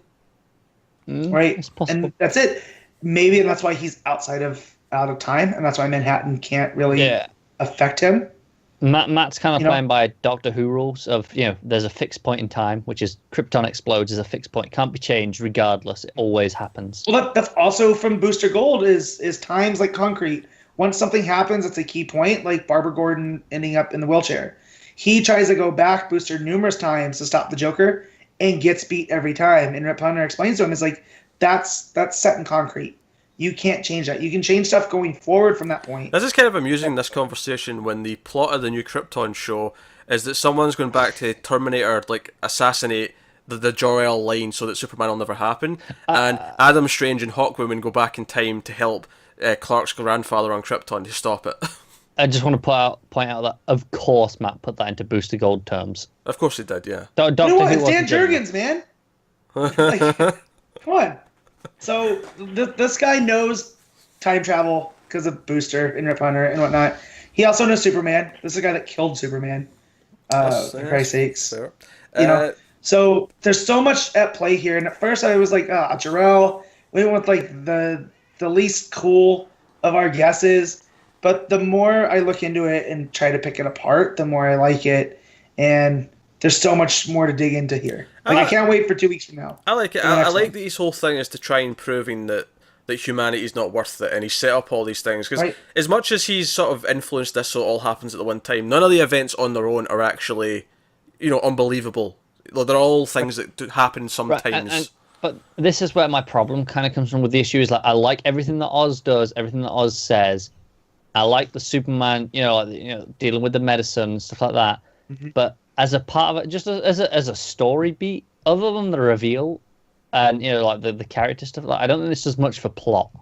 This issue, there's kind of nothing to it. I see. The one thing I would change, Matt, Mike, Jesus, that hurt. There you go. You're back. Back. The one thing I would change is I would maybe one of those disasters not happen, because Jor-El Oz makes it that it's a choice. He just presented them with a choice. They made the choice to do bad things, and that's why they're not worthy.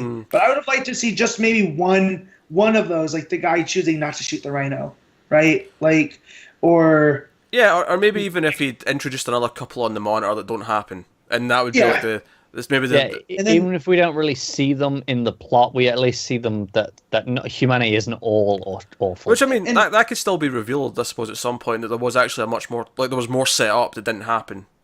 Yeah, because Superman wouldn't even hear about them, would he? Like no. Yeah, they wouldn't have, because they didn't need him, and that's what I want Superman on the next issue to look at him and go, no, you're wrong. Look at all the good mankind's capable of. Like, look at all the things I don't respond to.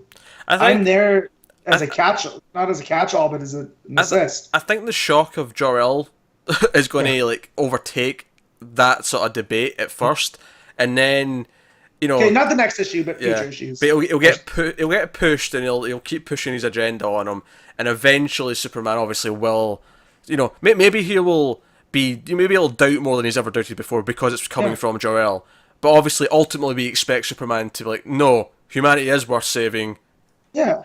It's time, and this puts up a battle between the Kents and the L's, because this is biological father, but like he really didn't have any hand in raising him. Yeah, it raises nature versus nurture, doesn't it? Yeah, exactly. And I like a lot that this is presenting, and I'm glad it's happening in the pages of Superman. Like this is the type of big reveal kind of I've been wanting for a while. That feels that's not just as much as I've liked like the Zod arc and some of the other stuff that's happened in action, this is finally the one that has some meat to it. I do think action's been kind of flagging for a little while. Yeah. Like I've kind of enjoyed it still. Like you say, like the Zod art was fun, but it's been lacking something that makes it go, okay, this is its purpose in Rebirth. Yeah. Right. Yeah, I've been having fun. I've had honestly, recently it's been better than Superman. Well, no, it has, but at least Superman, even when it wasn't as good, I get its purpose is to showcase John. And the family. Yeah. Like, this is Superman reacting to having a son. Action has just kind of been, okay, it's a Superman story. Which has been good, enjoyable, but it hasn't had a purpose. But I think that is the purpose, though. Like, he's fighting villains like Zod and Metallo, and these characters are popping up that, because you want a book that's bringing up all these... Lex and him and Lex, guys. That was good, too, but I would never say it was like... It didn't have the meat to it, I feel like this does. Oh, sure. Yeah, obviously Oz Effect was always going to be the most... Yeah. Oh, it's definitely the biggest thing it's done since the first one. Probably the Rebirth issue. Reborn, arguably. Yeah, okay, Reborn. I'm kind of forgetting that because it was a crossover. Yeah, but so it wasn't entirely in this book. But yeah, but that I mean, so it was all built up in this book, though. All was fake Clark. So if this is regular Jor-El, how did he keep Mxyzptlk there? Like, was he just that? No, it's smarter? A good question. Why is Jor-El that powerful? Yeah, this opens a whole new thing. And with Tim, why is he keeping Tim there? Because he knows Tim would figure things out. Yeah, he sees a lot of himself in Tim. At that point, it becomes less a question of how is he keeping them there, but why? How does he know that he needs to keep Tim off the table? Right. Well, yeah, but I think the why is he so powerful is a very good question, which then begs, like, okay, is he just a regular Jor-El? Surely there's more to it. If it is this Jor-El from this universe, then he must have went through something that gave him even more power than Superman has. So I don't know the answer to that, but I'm sure we'll get there. All right, that'll take us on to Wonder Woman number 30. Shea Fontana writing, David Messina on art. So this wrapped up this 5-issue arc by Fontana. Thank the patrons. Man, I don't get it. I love this issue. I love it. I think it's the second weakest of the arc, but I don't feel Matt's disdain for it either. I'm not sure why he's so strong against it. Just didn't like it. I wasn't here to talk about the issue, 29? Was that the last one? Yeah, sure. Yeah. Which I liked. I liked her fighting all of those bounty hunters. That was pretty cool. I thought 3 and 4 when I say 3 and 4, you know what I mean. I mean the third and fourth issue. 3 and 4 I thought were really strong, and I thought the first one was pretty strong. 2 I really didn't like. This one is not as bad as 2, but I do think it's close. I think it's clunkier. It rushes through some of it, which feels a bit weird. And it does mostly sort of tie into a lot of what issue 2 was. You know, it was mostly what issue 2 set up that this brought back up again. For me, this makes issue 2 better because it takes the same, thematic ideas, but it improves upon them, and it makes issue 2 feel more relevant in the overall arc. Okay. So basically, this issue, Wonder Woman's at this place. She's agreed to go to this guy who put the hit on her because he wants her blood, and she's basically agreeing to go along with it, but almost immediately he basically admits, yeah, I mean, we make cure things, but really we just want to make super soldiers with the blood. So, here's my team of super soldiers who've already been made from some of the blood we've already got from you, from the doctor, because she was working for him, and she disagrees. They fight. Steve and Etta show up. They help fight a bit. I will say Steve looks crazy young in this issue. He does a bit. Yeah. And yeah, one of the soldiers kind of believes in Wonder Woman, so she kind of turns sides, and they fight a bit.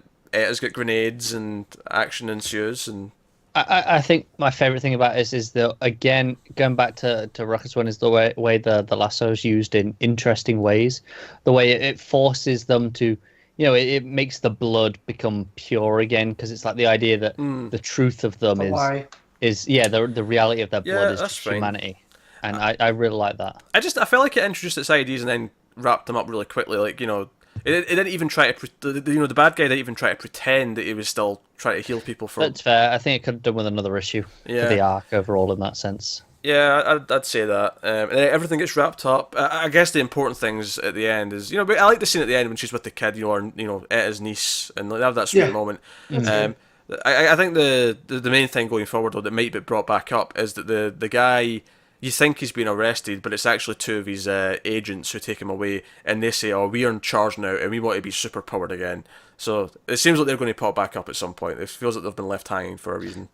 It does, yeah. I'd be okay if Shea Fontana comes back at some point. I kind of... It's going to be a weird complaint, considering we don't have one Wonder Woman book, but if, this was a Sensation Comics storyline, I think I would have liked it a little more. Just because it feels like it's fleshing out her. I get what you're saying. The scene is we only have the one book. I know. Then so I said it was gonna be weird. I had a preamble, right? Yeah, I didn't hate it. Because I hated the second issue. I hated the whole Doctor hulking up thing. I thought that was really stupid. This was a bit better. It felt rushed to me, which was my biggest problem with it. And as a result, it felt kind of clunky. I had a couple of good little moments. I really liked. The one soldier who turned to the good side, and she's like, I wanted to be a hero like you, and what can I do now? And Wonder Woman says, you can be a hero, but you're not going to do it as some knockoff Wonder Woman, or you're not going to do it as a superhero. You're going to do it as you, whatever her name was, but you're going to do it as you. And it was a silhouette panel. It looked quite nice. It was the point was getting across quite well. So I had some good little moments like that. The ideas weren't terrible. It felt too rushed to me to really hit home. I agree. No, that's fair. Any more points? I really like the art again. I think Messina's Wonder Woman's really, really strong. It is good. I did prefer the previous artist though, Andolfo from the earlier issues. Who, of course, we just saw on Teen Titans. Which is why he's not doing this. I think there's a sense of motion to Andolfo's art that we even saw on Teen Titans this week. Yeah. That was in that last issue that I really enjoyed. So shame I wasn't here to talk about it because Connor seems to think I hate this entire arc. No, last issue was Messina as well. Andolfo was the first. Yeah. Okay. Last issue's art was better though. I felt like this one, there was a lot of panels, especially with Steve and Etta sneaking in, where it felt like the faces just weren't there for whatever reason. Yeah, I felt like I was getting lost because the only way I knew it was Steve is the way he was dressed. And he kind of started to feel similar to some of the other super soldiers. I will say they often kept them at a distance so that they didn't have to show the faces too much. Yeah. I think that's just a natural weakness of they knew Steve looked a bit weird up close and a bit young, so they just kept him at a distance. But then a byproduct of that was Etta got caught up with that because she was sharing the scene with him a lot. Yeah. So yeah, I feel a bit weird in that sense. So yeah, not a great end to the arc, but you know, I have to say, I enjoyed the arc overall. Not the worst thing ever. I enjoyed the assassins plot way more than I enjoyed what the assassins were were wanting or for. Like that ended up not being as great to me. Even if I like some of the ideas, like the themes of her, like her body being her own and people want it, and like she's willing to give it up to a point if it is going to save people. Like that was an interesting thing to explore.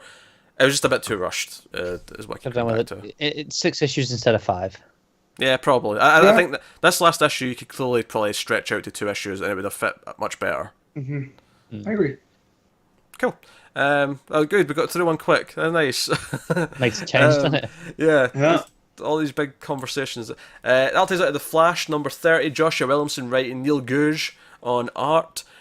So we pick up just after the last issue, and if you remember, they were investigating someone sneaking out blood samples, and Barry goes back to check the sort of the checkout logs to the police station, thinking it's an inside job, and there was a fire. Whoever the villain is set a fire, and we sort of come into the aftermath of that, where Barry's been basically told off for going back in alone, and like if you suspected something, you should have went in with backup, yada yada yada, that kind of thing. Yeah. I basically break this issue into 2 halves. The first half is this kind of, well, maybe 3 chunks actually, but the first chunk is Barry basically losing his shit with Captain Singh, and in front of the entire station calling him out and being like, you know what, this department was a joke until I worked here, and you know I'm the only reason why we solve cases. And we had cold cases, and what was the second one? There's only 2 kind of, and it was like unsolved and messed up. Yeah, that they couldn't be used. And I came in cold cases and rushed cases. Yeah, there you go. He's actually, he's definitely been a bit of a dick, but it's when he sings like, "Oh, no wonder you're having trouble with Iris." That's when he gets set off, and you can tell, like, obviously he's acting out a character, but that's the point because he's infected with this. It's basically a red kryptonite story for Flash to an extent. The negative. I like Emo Barry because I'm so used to happy-go-lucky, like, oh shucks, all right. The fact that he is reading everyone like, this is my problem with you. Like, even his buddy, he's like, why are you even here? You should have retired like 5 years ago. Harsh. Yeah. And basically, he turns around to Singh and says, you know what, if you want rid of me, just fire me already, and then storms out the room. And do you know what I love about that moment? Is that, okay, you expect them, like, Singh to get angry and, like, maybe that's what they're going to go with this, and, like, maybe he'll be fired for a while before he comes back, when everything gets sorted out. But I like that, because they all know Barry, they know what he's like, and they all like him, that when he says that and walks out of the room, Singh and everyone else is just standing there in kind of shock, and he says, like, Barry, as if he wants to offer help. He doesn't get angry. He sort of realises that Barry's... Barry's going through something. Obviously, they think it's just to do with Iris. Yeah. So they're like, okay, we get this isn't normal. Yeah. We should do something. They know him well enough that he doesn't get angry. At this point, he knows, no, this is him acting out a character. I want to extend an offer of help. I'm really happy that they recognise that, because it felt out of character for Barry, intentionally so. That's not a criticism, but it would have been weird if the others didn't pick up on it as well. But they did, and so he handled it because they're a family. Like they point that out a lot, that they're a family.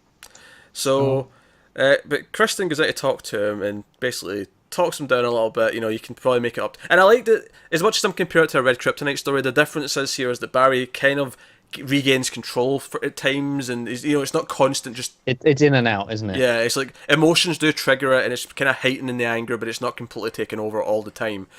And so he works with her, and they sort of work through the case. This is sort of the middle chunk of the book. But he basically, like, they summarise that, to dispose the blood, you would do it in a place where it would, because if it was in a house or something like that, all these traces of this blood would be really obvious in terms of forensics.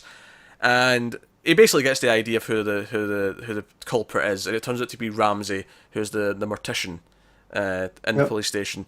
And I actually forgot that I vaguely remember like either in an interview or something mentioned there was going to be a new rogue or a new villain for the Flash, and I remembered it as they sort of revealed it at the end of the book, and I'm like, oh yeah. And I actually have to admit, I quite like this new villain. I think this is a nice addition to the Flash's gallery of rogues. I don't like the way he looks though. I think he's kind of lame looking. He kind of looks like Red Skull, but a little bit. Yeah. He kind of looks like Mercury from Metal Men. I like his power. That's what I like about him. Yeah, I like his power. His power's cool. Overpowered. Like, just the fact he's like Magneto, but just with blood. Yeah, like, he can control blood. And everyone has blood. And I like exactly. I like that his origin is that he's a hemophiliac, or he was, and because he understood it and he learned of his skills as a mortician, as a doctor, and all the rest of it, mixed with his own knowledge of his own condition, and basically what he was doing was he was stealing metahuman blood and experimenting on it, and that's how he ended up with this. So now he's impenetrable. He can't bleed, which is obviously the opposite of being a hemophiliac. And he can now control blood like Magneto can control metal. That is super scary and stuff. But it gives Barry this great moment because he goes down to confront him as the Flash, and after he gets hit, he gets so angry that his negative speed force basically throws him out the building, through the walls, and he goes out onto the street. And the civilians think Flash killed him because he's down for a second. And Barry thinks that too. Yeah, he gets really upset. He's worried that, oh man, I need to be better than this. I'm better than what Thawne thinks I'm at. He's really swaying on him. But then obviously, who we find out is now called Bloodwork, which, by the way, perfect name for him. Great name. Yeah, so Bloodwork is our new villain, and we see him. He basically looks like a skinned corpse. Yeah. I like that he addresses that the rogues' name are all really on the nose, so he took that in the spirit of it. So, Bloodwork, like you said, we're saying, it's a perfect name. And it is because it's very on the nose. But he's it's aware of it, so he's poking fun at it at the same time. Yeah, I really like dead comic booky. Yeah. Yeah. This is definitely my favourite issue of, since we've had Negative Flash. Right. I think it's really interesting where you say that this is actually part 1 of the Bloodwork arc. Yeah, it's a bit weird. Because definitely in the trade, I imagine that the last 2 issues... Those last 2 will be part of it, yeah. It feels like that was like a prelude. It completely just leads into this. Even the cliffhanger of the last issue just led straight into this. This doesn't necessarily feel like a part 1, even though it's the introduction of the villain. And it's also not the only book this week that has that effect, actually. Which it says it's part 1, but it's actually just leading straight in from the last issue. Not one you read. Oh, okay. Before I can see you thinking, you're like, what one? I'm racking through them, going, which one's that? But no, I'm digging Bloodwork. I like the origin, and I feel like we do it. I feel like this is a villain that I'll be happy if he pops up every once in a while, because it's, at least so far, he feels like a proper cool villain with an interesting power. Yeah, I will say, as a criticism of the issue is the art. I think it's mostly pretty good, but I think the heads are too big. I said this. See the first issue that Googe ever did a Flash, around 6 or 7 or something like that. I remember having the same complaint. Is that it's gotten worse though? I think. Actually, it didn't bother me as much in this one compared to his previous issues, because my main issue was always when the Flash was in costume, and here there's less of that. Ironically, I think when the Flash is in costume, it looks fine. It's when it's Barry that looks really strange to me.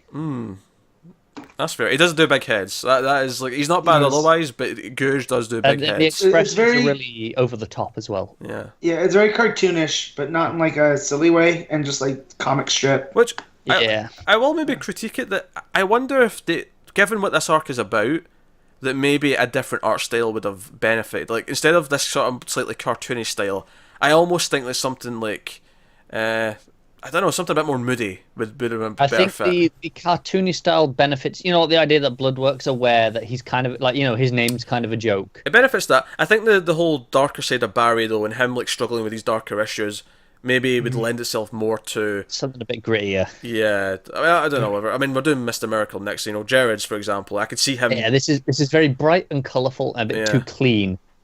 Yeah, so that'd be a criticism, but I am enjoying the story. It's more as it goes on. This is the best issue of the Negative Flash stuff so far, I'd say. Yeah. Cool. So we'll move on to Mr. Miracle number 2. Tom King writing, Mitch Gerads on art. I wasn't expecting Mr. Miracle at this point in the show. I told you the order twice before we started. Yeah, but I've sobered up now. I was more tipsy then. Oh, bloody hell. So Mr. Miracle number 2. I love this issue. I'll say that off the bat. I don't think it was quite as good as the first issue, but I still loved it. I liked how fast this one moved. This felt like the last one had a lot of pensive moments where kind of what's going on. This was just no, this is Mr. Miracle getting stuff done. Yeah. I said this about the first one, but I think the atmosphere the foreboding tone that is throughout this in the art is stunning. Like, I think it's amazing the way he shifts styles depending on the scene. Yeah. Some of my favourite stuff is when we get to Granny Goodness later in the issue. Especially when she's lit with like one candle or whatever it is. Like, it's just that one bit of amber that's lighting her in the dark. So when you guys read this, did you read her voice as Ed Asner, like from the cartoon? I don't think so, no. Okay, I didn't either. I just did it. It actually sounded like Ma Fratelli from the Goonies, but I just always remember on one of the Justice League cartoons, it was Ed Asner. Now you've said it, and I'm looking back at it, I can read it as that, but it wasn't what I first jumped to. No. Okay. I think I was getting like a Kathy Bates voice. That works too. I don't know. Yeah, I can see that. But so we start in. Mr. Miracle's basically he's out being the soldier. He's killing enemies, and we get these it's again mostly 9-panel grids, and we see this enemy sort of looking around and doing things, and we basically just the first chunk of the book is Orion keeps telling him over the comms or mother box I suppose I should say, but go here, go there, fight that army in that front, fight the army there. There's a group of bad guys here, go fight them. And it's just him saying, yes, yes, Orion. Yes, General. Yes, General. For High Father. New Genesis. New Genesis, that's what I was looking for. Or New Genesis. Because he keeps saying that. He keeps saying, for New Genesis, and he screams it. And, it's I love how darkly funny some of this is as well, because it cuts to him and he's standing in the shower and he's covered in this green blood. And he's like, Barda, how do you work the shower? Can you ask the mother box? My mother box is over there. I can't. But then it gets really dark because the mother box is like it's already on, and then suddenly we're seeing it in his head and it's not on, and it's like this dichotomy. I love the way he says, "Am I clean?" Yeah. I like how he says he's the god of showers, or the new god of showers. The new god of showers, yeah. Just a small note. I just checked. Pete, you just said it's mostly the 9-panel grid. Mm-hmm. I just checked. Every page is the 9-panel grid, except one where the middle, and left actually blur because the speech bubble goes over the two. Oh, okay. But other than that, every page is the 9-panel. Yeah. Yeah, I didn't want to say every because I wasn't 100% sure, but I definitely remember it mostly being 9-panel. Well, yeah, I was thinking mostly as well. I was like, do a quick scan and check. Because the first issue was mostly, there was one double-page spread at the start, and then... It's actually really interesting. That one page where it's not is where him and Barda go through the boom tube. It's just before they step through and he's talking to her. Mm-hmm. So you got Barda in the left panel and him in the middle panel, and the white line that separates the panels is actually there, but it's really faded because the light of the boom tube's there, and it kind of looks like one big panel. So it kind of has a weird effect to it. Interesting. Yeah. So he gets called back in to home base, and Orion's sitting. He's now the High Father. He's sitting on the throne, and right at the start of the scene, everything is so told so beautifully through both the writing and the art. A lot of good facial expressions here, where Barda refers to him as High Father, but Miracle doesn't. He just says Orion. I'm Orion. And then you just get that shot of Orion just staring at him. Yeah, he's not happy. And then he's second in command, dude steps in and is like, decorum has been reinstated. It's been kind of lax for a while, but now mandatory. You have to kneel for the High Father. That's Light Ray, right? Yeah. Yeah. Is it? Yeah. Just checking I wasn't missing something. When Pete just said it was the second in command, I thought, did I misread that? I didn't notice who it was. I just remember him stepping in and giving the orders. But anyway, so Barda kneels down first, and Scott doesn't. Scott's staying up. It takes a while, doesn't it? Yeah, and then Barda kind of pulls on him. He's nudging them down. He's like, "Come on down, don't cause a scene." And he eventually does, and that's when it goes back to Orion, and he sort of it goes from being kind of annoyed to just that little smirk, yeah, you will kneel. Yeah, it's even the very last panel of him kneeling is when he finally bows the head, because while she's pulled him down, he's still keeping his head up. Yep. And all that whole page when she's doing that, it's only the start of the next page where he finally bows his head, and then you cut to Orion smirking. Yeah, he's not happy. He's not a happy chap. And he looks a lot like Josh Brolin here. too. It does, now that you mention it. Yeah, like, I don't know if that's on purpose, but just that look, as he looks like Josh Brolin and like in Sicario, when he just has that permanent grimace. Yeah, I can see it.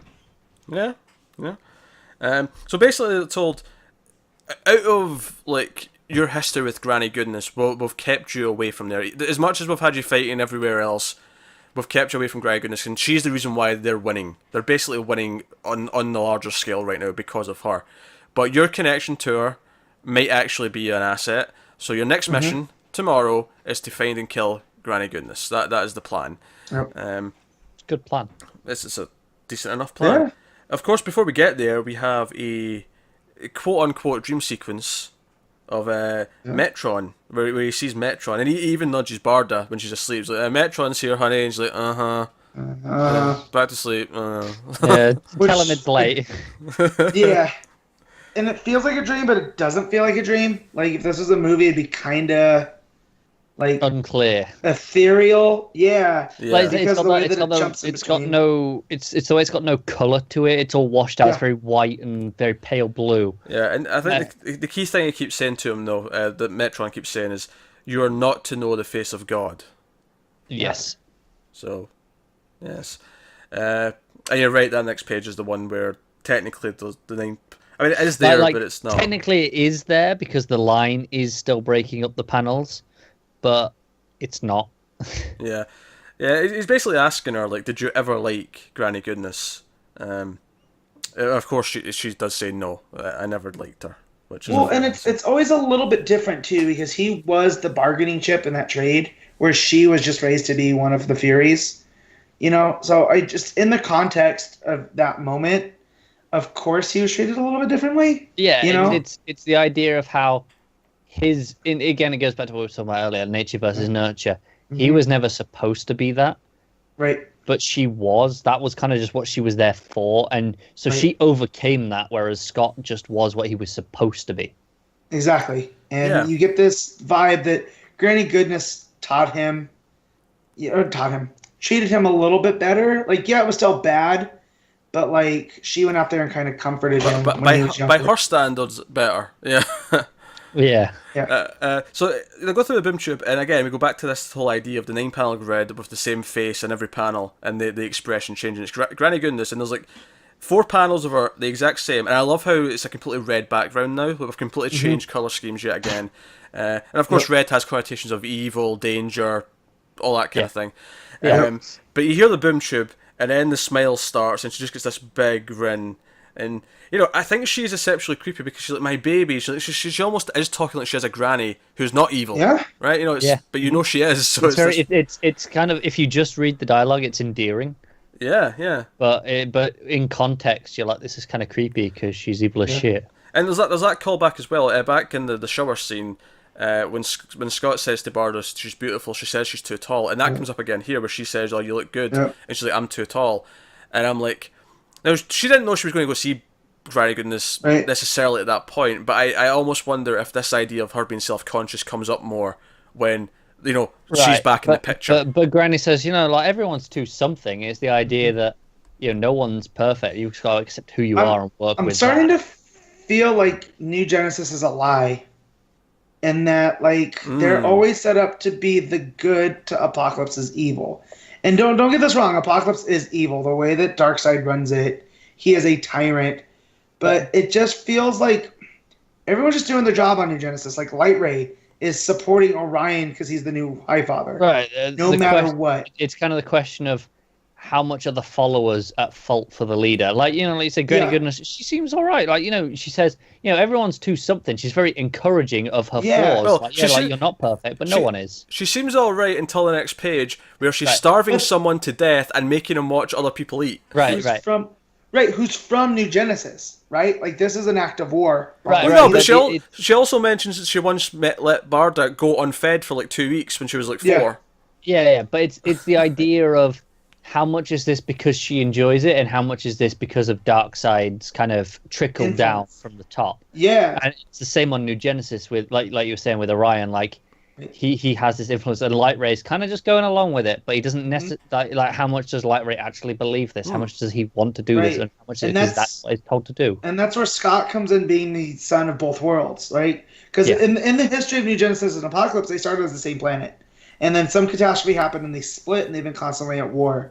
And so Scott is just like Orion is a man of both those worlds. Although it should be Scott that sits on that throne, being Highfather's actual born son. But it's Orion, and I just keep getting this vibe from Orion, like, not everything is what it seems. And you have to think, like, Orion probably sees Scott as a threat to his throne, in the sense that... I think that's why he especially... He's sending him. He's especially... It's kind of like, it's like, oh, if you die, this is great for me. It's like, you take as many as you can, but if you die, then I'm safe. And that's why he's especially gleeful when he makes Scott kneel. Like, he's so thrilled about it, because he is the competition, almost. Right. That could take his throne. And that competition is bred in Apocalypse. Like, that's what we learned from Granny's teachings. And that's kind of Orion's nature coming out over his nurture.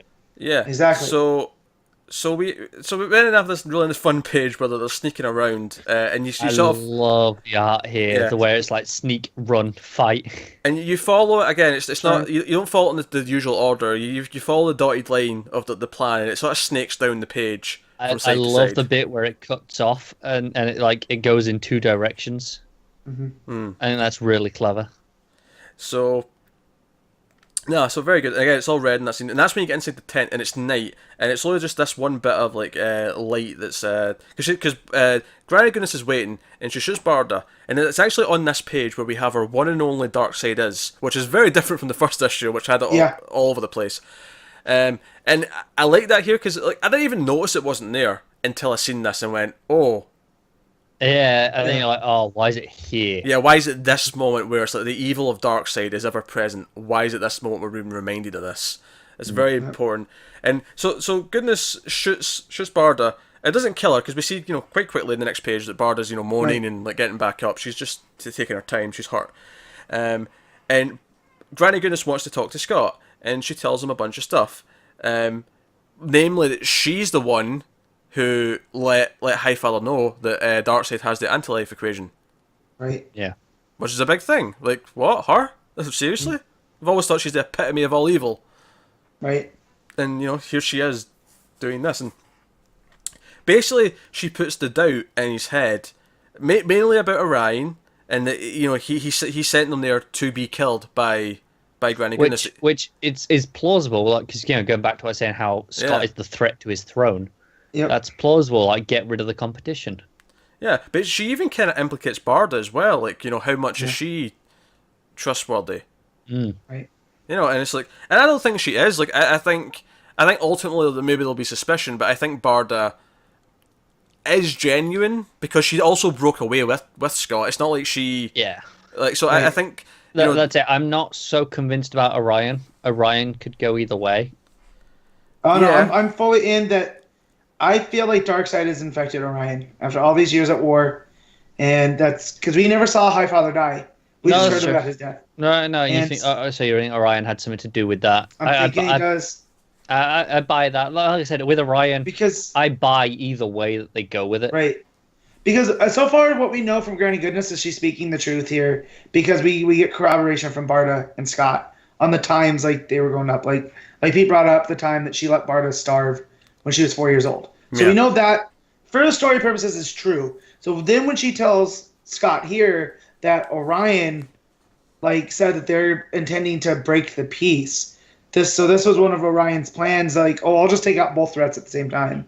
Yeah, because it's worth mentioning, because she emphasises here the prophecy, Scott. It's the prophecy that compels them. Darkseid can only die at the hands of his son.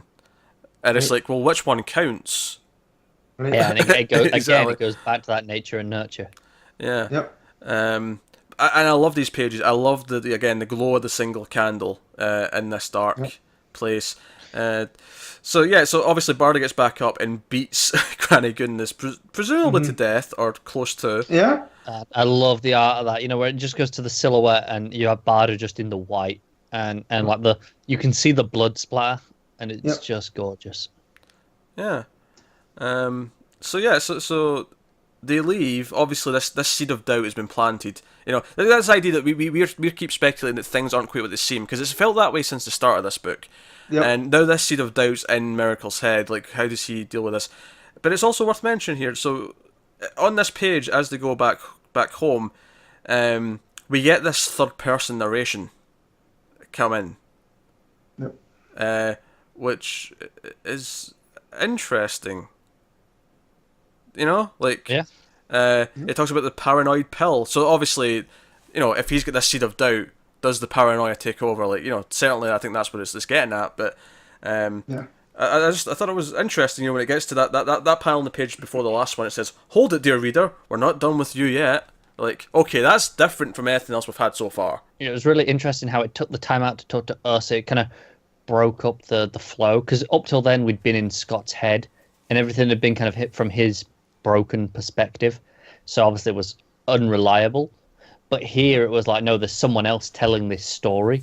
This is an other entity is addressing us, and like you say, you know, addressing the paranoia. It kind of makes it clear, in case you didn't know. It's like, okay, no, this is what's going on. Yeah, I'm really excited about where this is going to go, because we've got 12 issues, so I really like. There's a lot that could happen in another 10 of these. Yeah, this is 2. So you know, and but I'm loving it. And also, so the last time it kind of broke the fourth wall with Corey's Godfrey on that. It looked like it was a VHS, you know, recording, and he had talked right to the camera. So I'm wondering if that's part of this too. It could be a running theme. Yeah, like. The idea of Godfrey was not necessarily the character, but, you know, something speaking through him. Do you think that this entity at the end that speaks to us was the same as what was Godfrey's dialogue? Yeah, maybe. So we got about the face of God, right? I feel like we're going to see the source by the end of this. I do think it's interesting that the face of God, and obviously it was Godfrey, was the one that addressed us. And it's like the idea that Scott should be aware for the meta sort of things. Yeah, Yeah, it's interesting, and also it is worth mentioning here actually that this is in continuity, but I'm wondering if it's set a little bit down the line, because obviously they've just reminded us that Darkseid Baby's a thing. Yeah, when we get to Hal and Pals. Yeah, that's definitely a different point in time to this, because that's obviously we already knew that was playing with New Gods. Yeah. All right, fair enough. So yeah, we'll move on, but I am loving it. I'm loving the just the atmosphere. Yeah. The atmosphere, those 9-page grids where they have like the one character's expression change over, like, it's masterful. That's very confident storytelling. It is, because there's no dialogue to interrupt it. It's just, no, this is the expression, and like so you have the moment of, okay, this is where the boom tube hits, and so we know, okay, this is what the reaction is to. There's no dialogue. It's just reacting to an external source. Exactly. There's great stuff. It's, perhaps unsurprisingly, but it's become one of the highlights, I think, the slate right now. Alright, so that'll take us on to Titans number 15, Dan Abnett and Brett Booth, the kind of dream team, I guess. So, this issue, no one's even reacting to that joke. Okay, fine. Whatever. So, this is Wally's writing a letter throughout the whole issue, basically announcing that he's going to quit the Titans for now because, heart problems, and he also wants to sort of rediscover Wally because he's just been the Flash since he got back, because his life was kind of erased. We pick up the cliffhanger that Nightwing is the one who has been taken over / hacked, and that leads to a bit of a confrontation. It's quickly kind of wrapped up though, although I do really like that as we're kind of like sort of playing out that scenario where Arsenal's kind of dealing with it and he's accusing him of it. Wally's talking about how Dick's the most trustworthy one and he's the heart of the team. I kind of like that. That was a nice sort of juxtaposition to kind of... Well, and because he wasn't really a traitor, it's because of nanobots. Like, exactly. They got infected. Yeah. So there's kind of nothing... Like, yeah, the sentiment's nice, but there's kind of no impact there because it's not like he was actively betraying the team. Yeah, it was just a nice touch because it kind of... It just like it gave it some emotion more than it just being, oh, Dick's the traitor. Even though it turns out that the talking at the end of the last issue was just him. Like, he realised what was going on and he was trying to buy time to like sort of trace where it was coming from, which leads us to sort of location at the end. There's a lot of fun stuff in the middle of the issue. Just little things as they're trying to figure things out. For example, where Nightwing's revealed all this, I like that he said, "Oh, maybe there's a bit too much Batman in me that I was keeping a couple of secrets." And Wally's about to confess what he's written in the letter, and he's like, "Okay, if we're all confessing stuff, I've got this to say." And then Garth just jumps in with, "I'm in love with Lilith," and then Donna's like, "We know, we all know, it's fine." So some fun stuff there. But it all. Meanwhile, you got Malcolm Duncan and Narc doing what they're doing. Some mysterious entity takes them, and we get this flash of white, and these feathers drop to the ground. So someone's taking them, which also later happens to Simon, who is sort of paying attention and like realizes the Titans are going to this location, and he doesn't want them to go there. He thinks that's weird, but then he gets taken again. Same feathers on the ground. Lilith reveals that she thinks whatever's going on here, they're getting ready to combat her, because she's going to be this end of the world chaos point. Like, she's going to start something, which isn't intentionally going to do right now, obviously, but that's what they're thinking, and she's worried that this is a premonition that something's going to happen. So they all congregate to this location. Simon, Narc, and Malcolm Duncan are all possessed by whoever this entity is. They fight the Titans, and Dick gets stabbed. It's a kill shot. He gets stabbed right through himself. And Wally speeds in to save him. And he actually does. And Dick even acknowledges, wait, we just went back in time like a few seconds. Like something, And he quickly goes, wait, Wally? Did Wally do that? And sure enough, Wally did. And this stops his heart. So they're still in the middle of shit creek because the villains are still there. But Wally basically is dying or having a heart attack at the end of the book. Yeah, I thought it was a decent issue. I had some fun with it. I liked the whole letter from Wally as a sort of framing device that was kind of going throughout, because I knew where it was going. Like, the entire thing was clearly spelling out, I'm leaving the Titans to do whatever. And then we get to the end, and it's like, okay, his heart's going to give out at the end of this issue. But he gave out saving Dick, so that was kind of cool. Yeah. But I'm just kind of over the soap opera-y elements of it, like, like the whole trader thing, I was down for it to see where it goes, and then there's just like 2 lines of dialogue. Oh, it was just nanobots planted by Hive, So kind of like I would have liked Dick to have some agency in it. Oddly though, it ends with saying next issue traitor revealed. So yeah. I'm not sure what that means or where that's going. And also, this is definitely Mr. Twister, right? From the Titans hunt, because we have all of them there now, plus Wally. Yeah, very probably. I mean, I have to be honest. I didn't read this issue because, like Matt said, how he said then he was kind of over it. It's very soap opera. Yeah. And I've been feeling that way, and I was like, Matt, should I read this? Because usually because of my work week, I read a lot of my books on the Saturday. Obviously, I was at the wedding today, so I was like, okay, I've got limited time. Trying to get them done. Trying to get them done. I was like, Matt, okay, what? Is it still just more? He was like, yeah, it's just more of the same. So I kind of didn't bother. And hearing you all say that, I don't feel like I missed that much. It feels like more soap opera drama. It feels like it's spinning its wheels because it doesn't know what it wants to do with the characters right now. And it was kind of nice in that little pocket, but it's kind of been since the Lazarus contract. It's been kind of not knowing what to do with these characters. That's kind of where it lost me, actually. Yeah, you're right. Yeah.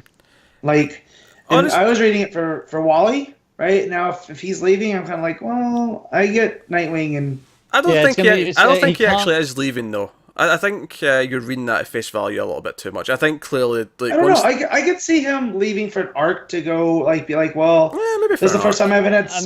I haven't had speed powers for a while. It's one of those where I get if they do, because, it's the same thing they've done with Steph in Detective. Yeah, I could see a similar thing with like that, yeah. But are they really gonna do that when, they just brought Wally back? Wally was the linchpin of Rebirth. I mean, obviously Stephanie was a big deal as well, but Wally was the linchpin. Are they gonna just go, okay, yeah, we brought Wally back, but there's nowhere you can read him in a month? That seems strange. It depends what they do. I really don't know. I don't really necessarily disagree with any of the complaints, to be honest. I'm still digging it for what it is. But, it's not like the most excited book that I've got in a week. On a week where there's 10 other books, I'm just like, if this was week 3, I'd be cool. But week 2, I had too much other stuff to read. Yeah, I mean, it's not the most exciting thing I've got to read in the week, but I never regret reading it, though. I always, like, I feel like the character voices are usually there. I usually have fun with these characters, just kind of, even if it is a bit soap opera, which it is. But I'm kind of digging for what it is. So I'm happy enough with it. Fair enough. Like it's definitely not a bad book. When I say that, it was just like this week I was pushed for time. I was like, do I really actually want to read this? Because I know what I'm going to get, and do I really want that? And I wasn't sure. Yeah. All right. Well, not a whole lot to add there. So, some fun little character moments. It did brush over the whole traitor thing a bit quicker, I think, than any of us were expecting. But I did like the whole letter device that was told throughout. Yeah, that was nice. So, yeah, nothing special, but I never regret reading it. So. That's the thing. It doesn't sound like a bad issue from what you're saying. It just sounds like it's more of the same, which I'm kind of just over. But again, that's not necessarily a bad thing in itself. If you've been enjoying it, then you'll probably carry on enjoying it. Well, we'll leave that there then. We'll go on to Supergirl number 13, Steve Orlando, writing, Robson, Rocha on art. This is the conclusion to this current arc with the Emerald Empress stuff, which has been very quick because we had the annual, which was like a double-sized issue. It was like a 4-issue arc that took place over about 1 month. So we have more of the fight, of course, with everything that's going on. Supergirl protects her father, who's about to get blasted. It spills it onto the street, and civilians see him. They actually see that it's all true, that they were holding him in the DEO, and he was protected. And they give her shit for it. There's 1 or 2 voices in the crowd that are sticking up for her, like, no, well, she's protecting her father, and but a lot of them are just out for blood. They're not happy. They ain't having it. But so she's getting attacked by Emerald Empress, and then Indigo shows up as well. Although Supergirl does manage to destroy the eye, which sends Emerald Empress back to her own time period. So she fades away. But the crowd think she's killed her, so they take this and sort of put a spin on it to have another reason to hate her. And she's like, no, she went back to her own time period. I didn't kill her. And they're like, yeah, we're meant to believe that. And I'm like, you're living in a world with superheroes from other planets. It's not, at this point, not that far-fetched. Yeah. So a lot of this is the fallout of this, though. Basically, the DEO itself and Supergirl, their public image are kind of screwed. Yeah. So we've got the DEO. Chase has stepped down because she takes responsibility. But as she does so, she makes sure to wipe any record of who Supergirl actually is. Supergirl no longer works with the DEO. Her parents are no longer working there.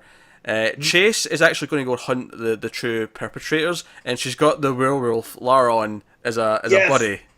So I want this miniseries, Chase and Laron. I can see this being a plot thread. This will be a plot thread that comes back up occasionally, that she's out there with the Laron werewolf. Well, I like that Laron fought with Magog. Like, that was cool. Like, he settled that, and it was always just a silly, the Kryptonian werewolf. But I've been down since the Rebirth issue. Yeah, he's basically an enforcer for Chase. So I was expecting a lot more Legion superhero stuff with Emerald Empress, and I was kind of disappointed we didn't go to those places because I really want the Legion back. Yeah, I get that. That said, what this set up more than makes up for it. Yeah, because until I got to that last page, I was like, oh man, no Legion. Oh, wait a minute. Yeah, before we talk about that reveal, though, I just want to talk about what I like about the rest of the setup here. So Supergirl, basically, like, she's still working for Catco, and Cat Grant herself is kind of pissed at Supergirl because she was lying. She has trust issues now. And Cat's with Ben, and like, Ben's kind of isn't comfortable that Cat hates Supergirl now, and Kara's like, no, well, this is probably the best place to be then, to try and like sort of divert that damage, to sort of do some damage control. And so she's still in high school. They set up that she's now got a normal home life with her parents. I like that she's not in the DEO anymore. It kind of changes the status quo to where she's more of a regular sort of secret identity superhero. She's not working with a government organisation, and I kind of like that. I like that they're going down this path, at least for now. Yeah, it diverges from the show, so I mean, it was there for enough. Yeah. So if you were a fan of the show that wanted to pick up the comic, but now it sets her back on a more traditional which I superhero think path. Makes more sense because she's a teenager. Yep. So you have the high school life as opposed to the DEO Secret Service life. Well, because on the show she's in her 20s, and that makes sense. It's part of her job. Like, she has her day job working with Cat, and then her Supergirl job. So, and that's what makes the show, I think, work a lot, is you have that workplace dynamic. You kind of don't need it in the comic when she's going to school. Yeah, like you just said. Because you have high school friends that you can set up, and they can be some regular cast members and whatnot. Like Ben's really grown on me. Like he is. The way that he hacks through and helps Kat. Yeah, although, he basically does. Is it really Kat? It is Kat. Yeah, she says she's a sorceress, and then he's like, "Are you actually a sorceress?" Like, I think it's just some witty banter. Maybe I'm wrong. Maybe it's actually hinting at something. Well, because remember, we still have the one that shot. What was her name? She was masquerading as Kat. Yeah, Selena, sorceress. She's still running around out there. Yeah, she leaves Magog high and dry. She goes through a portal. She's like, nah, screw you. I've done my job. Yeah. So I kind of feel that was a seed for that. Like maybe we'll get like a kind of a switch later down the line. But no, that was Kat for sure. Yeah. But I just wanted to introduce Selena. Ben basically defeats the app by doing a DDoS attack on it, which I thought was amusing. That's essentially what it does. Yeah. But yeah, so we find out there's a new head of the DEO. Someone a bit more nefarious, someone who wants to get Supergirl in line and find out who she is, and is pissed that the records have been erased. And they teased it, and I thought they might not tell us who it is in this issue, because they're sort of like hiding him at first. And then you turn the page, full page spread, Mr. Bones has entered Rebirth. Oh, that's good news. So I was just oh wait, no more Legion. But wait, this is a Justice Society thread. Like, Mr. Bones is very well tied into Justice Society, so... I'm in it.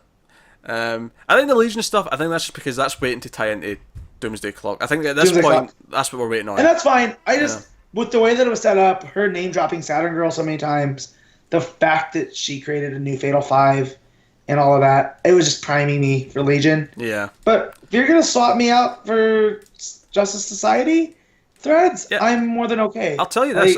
I was definitely not expecting Mr. Bones, who's now the head of the DEO, but I also was not expecting how excited I would be if he popped up. Because when I turned that page, I went, oh shit, yeah! Like, Mr. Bones!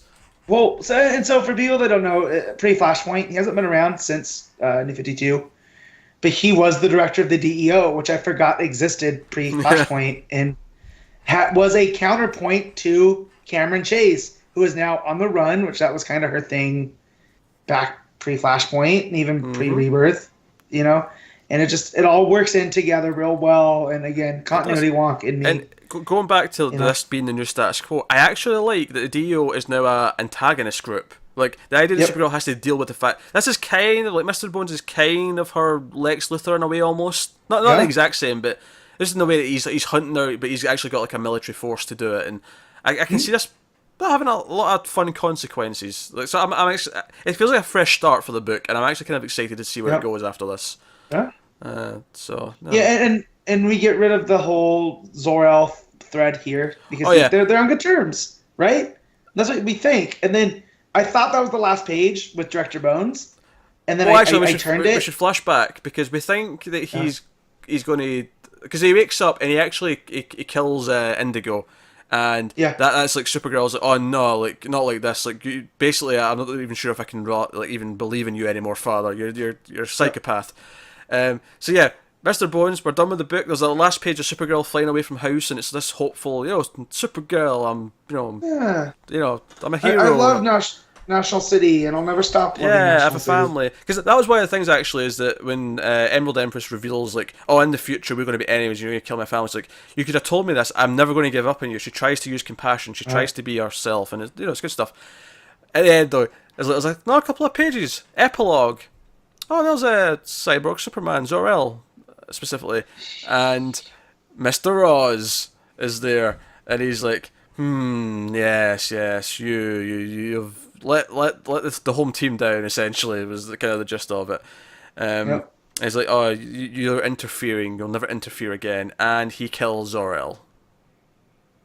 Yeah, hits him. He's like, oh man, simple push of this button would keep you alive, but he's not going to do it. He's in a tank, and basically he's like, if I hit you with this red UV light, you're going to turn human and drown, and he does. And it's like, oh well, that's dark. That's nice.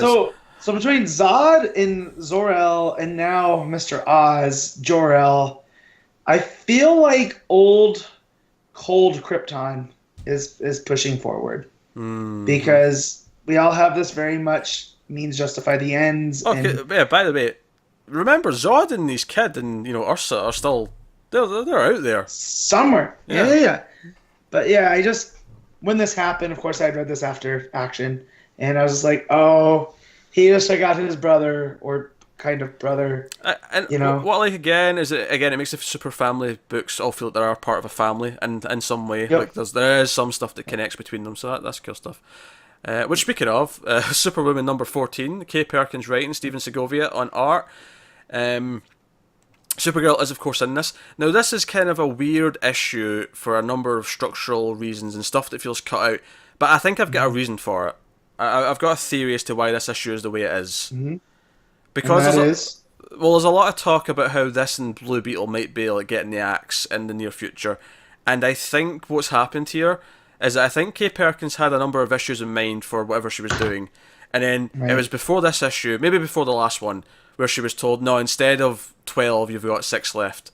And I think this issue is this weird casualty where she had to wrap up the thing she was doing before and start the next thing she was going to do. Because it really feels like 2 separate issues that got smooshed into one.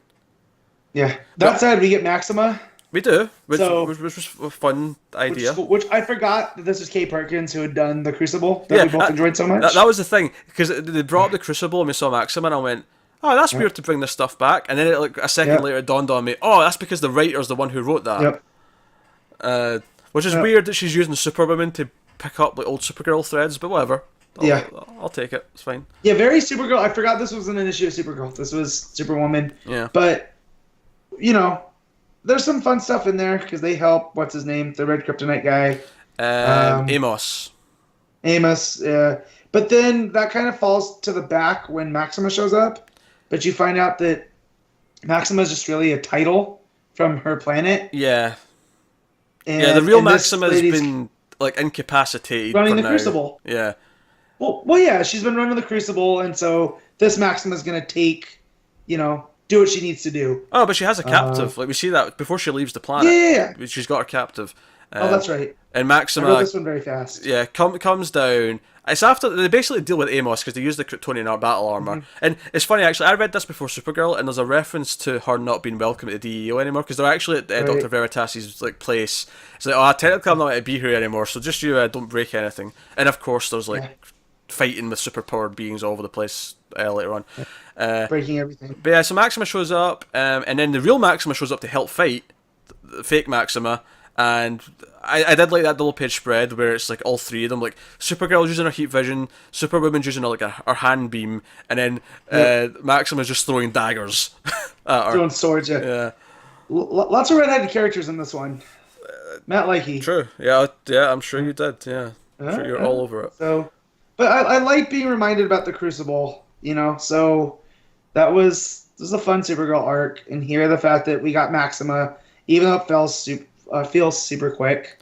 Yeah, I actually like everything that kind of goes down in this issue. It just is really quick and kind of like it really feels like the end of the Amos stuff was meant to be a full issue, and then the start of this thing, because it's called whatever this arc is, Part 1, and I feel like that was meant to be a separate issue.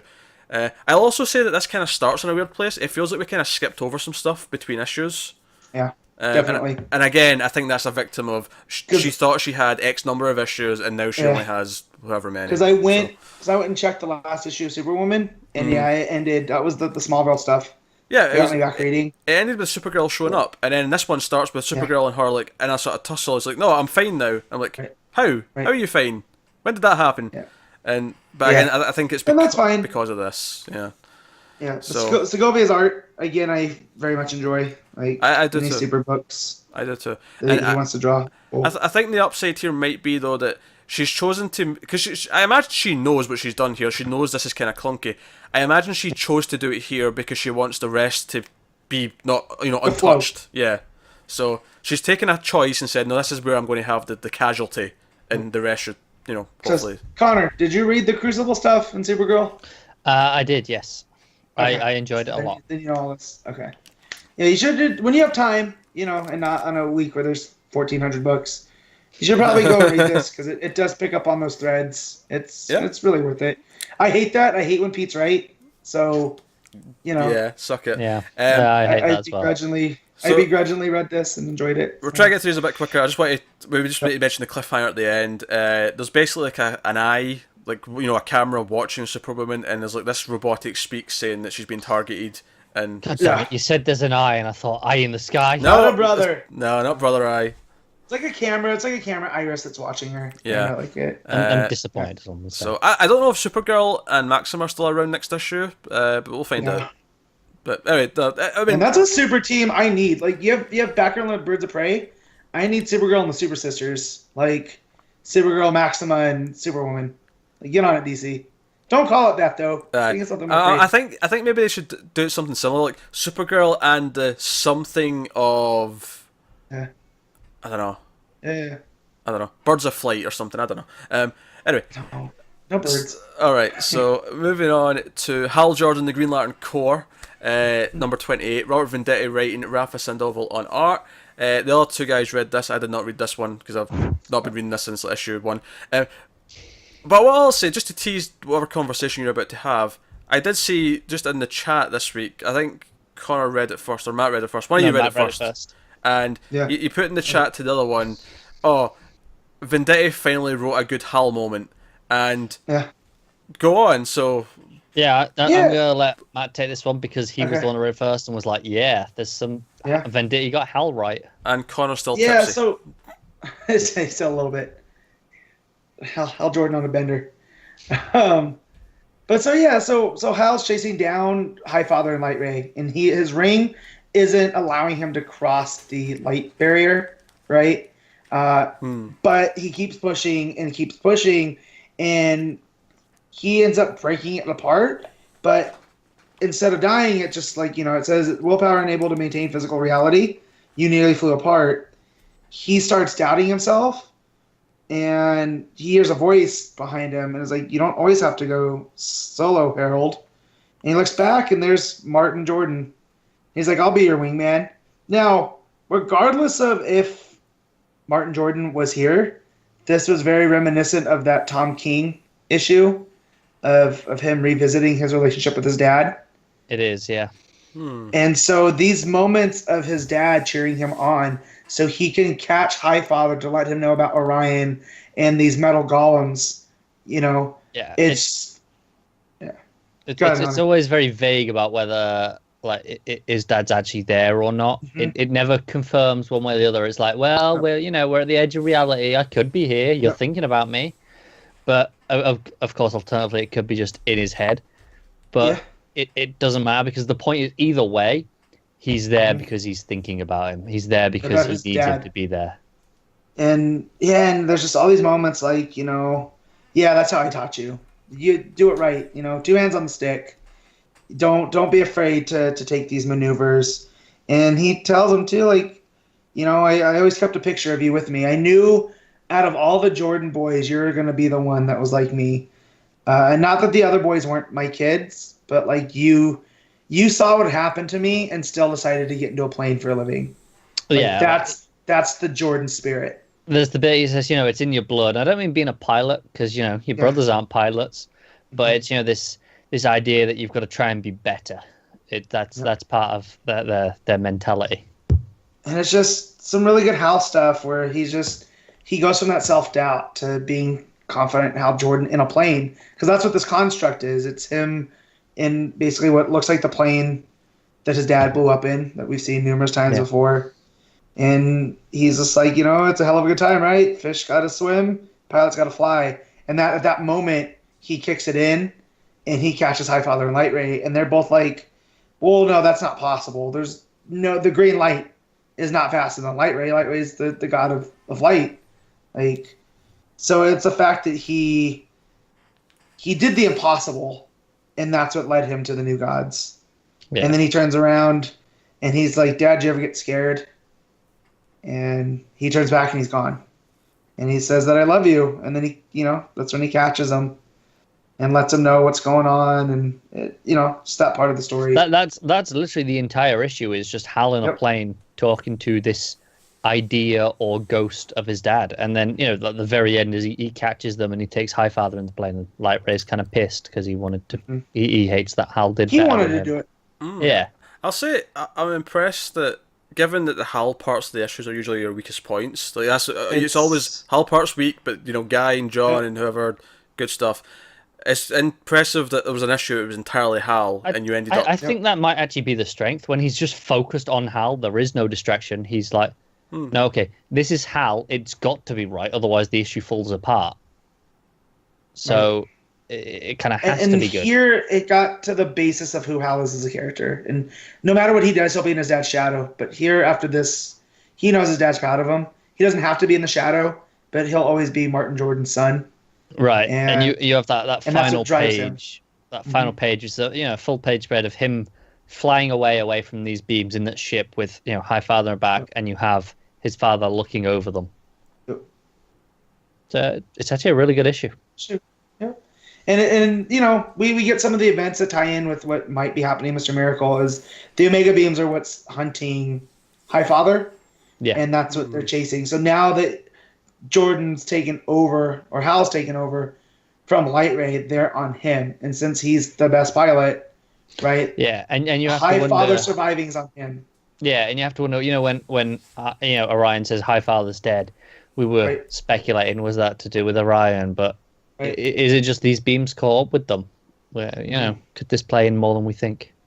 That'll take us on to New Superman number 15, Jean Lin Yang. And Brent Peoples writing. Jean Lin Yang writing and Brent Peoples on art.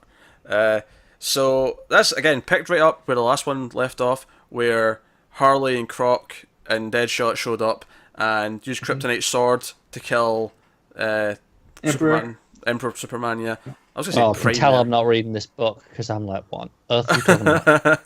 Yeah. So, Matt, were you expecting Chinese Doomsday in this issue? No, I wasn't. I was expecting a lot that goes on here. I keep saying it feels like Yang's writing towards an ending. Yeah. And then here it feels like he hit the restart. Like when you got tired of playing a certain video game, you just went and hit the reset, and you're like, I'm going to start back from... I'm having a bad time. Although I don't think he was having a bad time. Oh, yeah, I like this issue a lot. The way this issue ends... It completely resets everything. The way this issue ends feels like the biggest reveal he's had in the entire thing, because it's because remember what was his name, Fu On Yu, the sort of dodgy Asian character from that old Detective Comics issue. So basically, the end of the issue is, obviously we're skipping around here, but I'll go back and talk about the other stuff.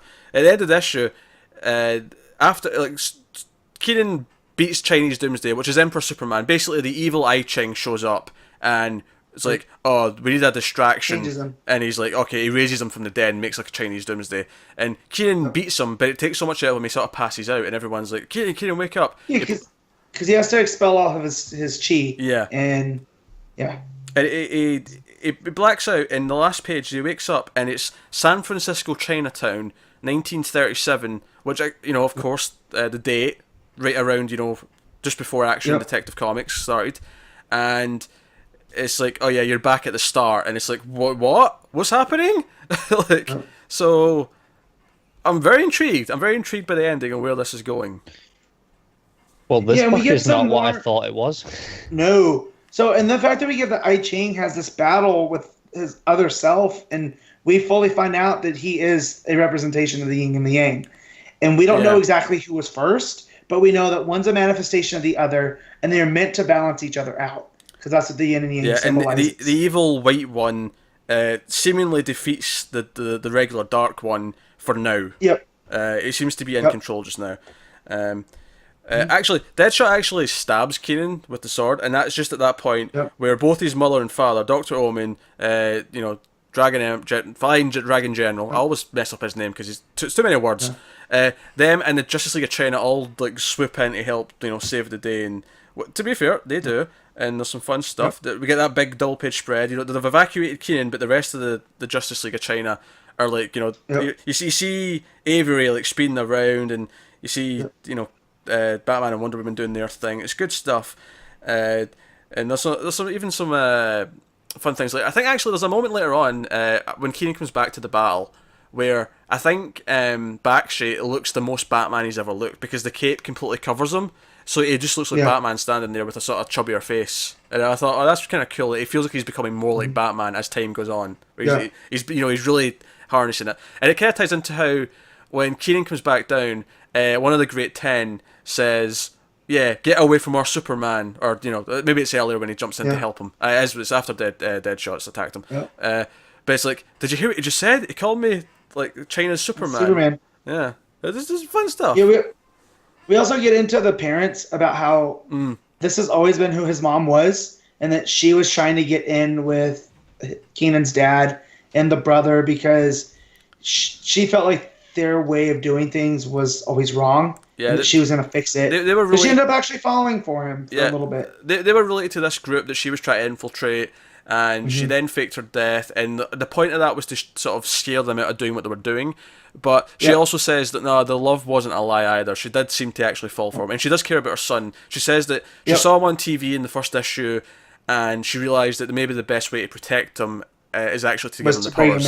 Yeah, give him the powers, make him the Superman. Which to be fair, which again is.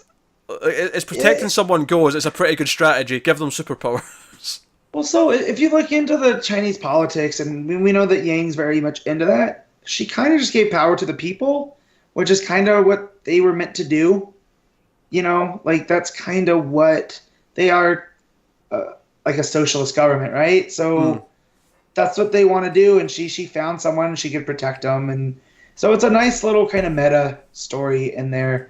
And now he is their Superman because when he survives the kryptonite sword, he can feel all of his chi returning, and that's how he goes to fight the Doomsday. Like he concentrates it all from his stomach to his fists. Yeah. And it was a nice little moment. And Avery too, also like, no wonder my parents moved from here. It's crazy. Yeah. Also, I liked it when Evil Eye Ching wakes up Doomsday. He actually appears because Harley's having trouble talking to anyone because she can't speak Chinese or Mandarin, I should say.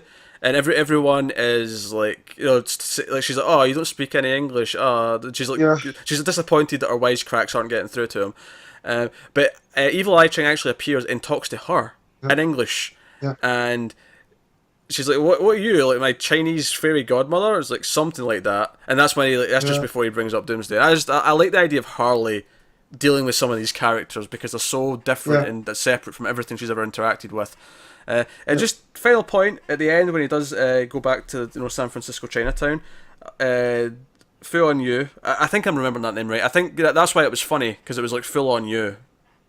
Okay. I could be misremembering it though, but it was something like that. I'll make sure I'll check it for next issue. Yeah. Oh, by the way, it's not I Ching, it's I Ching.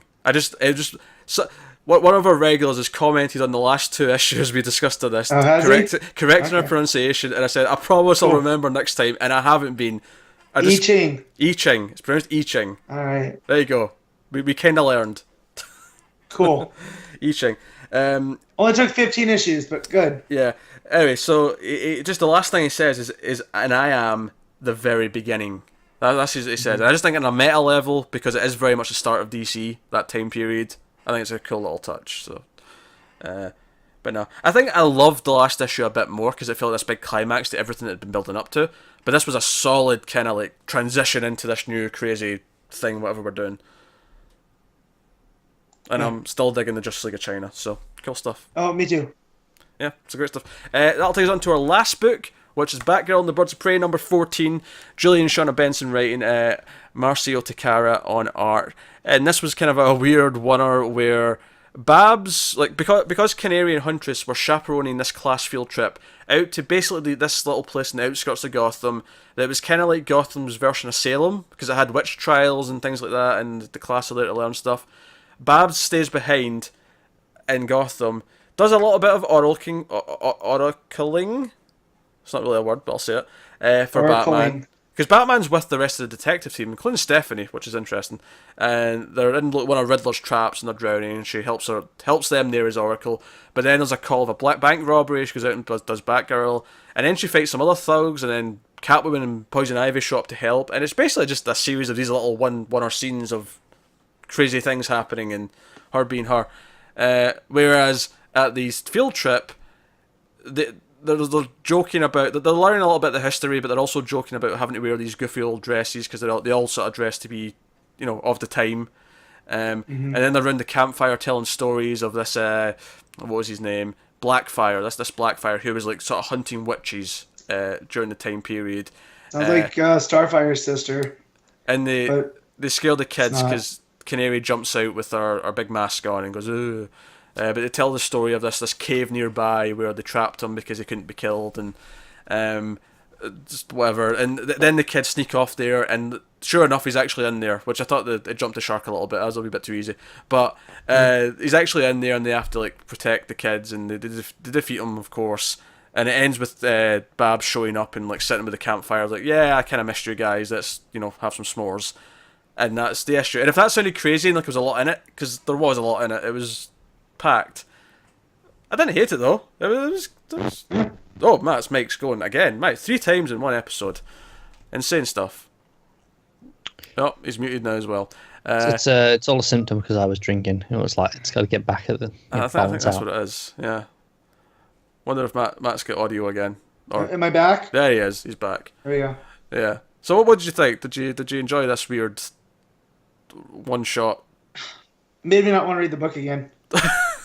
So, do you know this was a weirder one. I did kind of, as much as I thought it was really just kind of far fetched that this guy they told a story about, because Huntress even says, "Oh, Grayson told me this story and I thought it was made up." Yeah. But then this immortal guy's in this cave. That was kind of really far-fetched, but I kind of appreciated it in a weird... It kind of felt like a 90s TV show, and how they'd have the Monster of the Week story.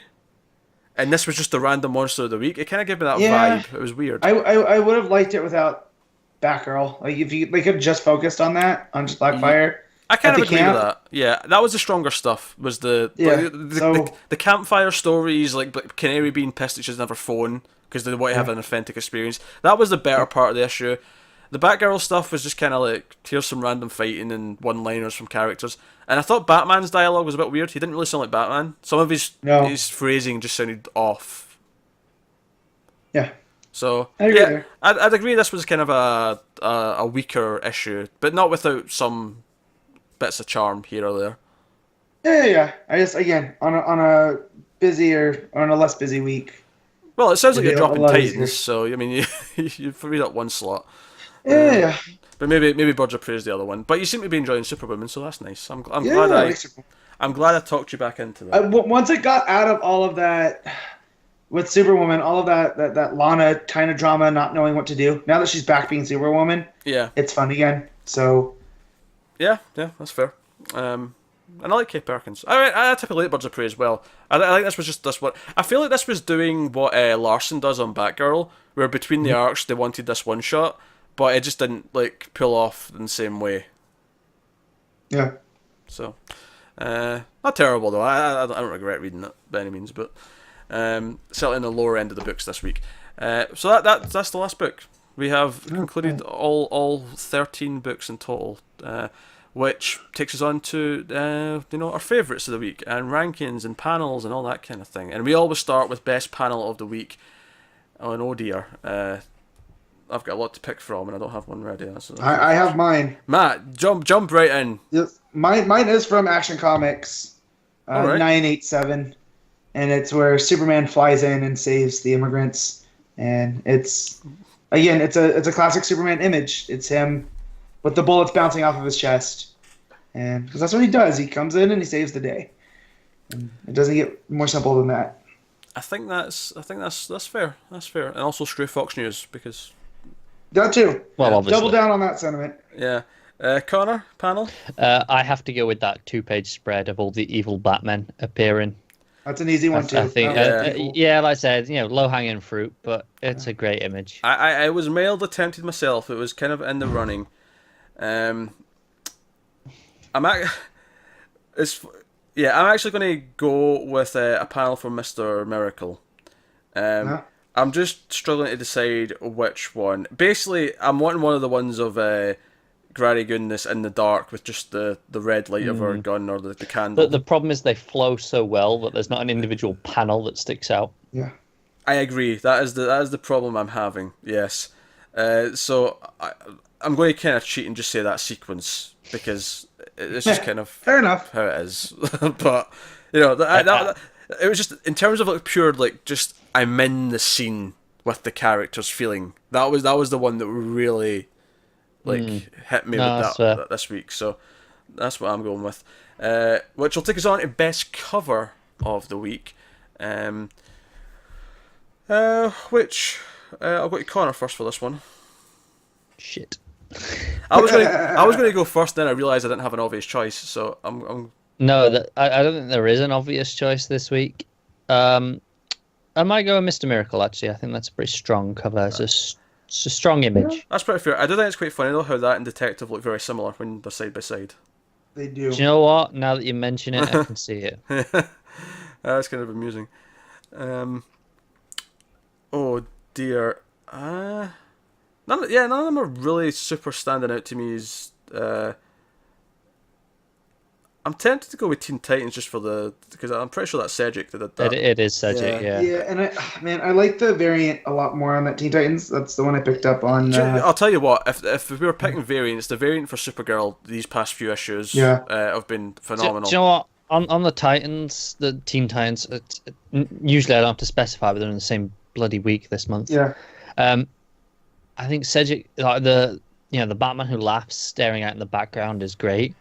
But the foreground, it's fine. It's Cedric, so it looks good, but I don't think it's a great cover image. Oh no, I kind of agree, but I'm kind of in that camp with most of the books this week. Where no, that's fair. They all kind of have that, whereas that has the Cedric art. Yeah, there's some good art, but there's no standout image. Yeah, that's kind of where I am. So yeah, I'll go with Teen Titans on that front.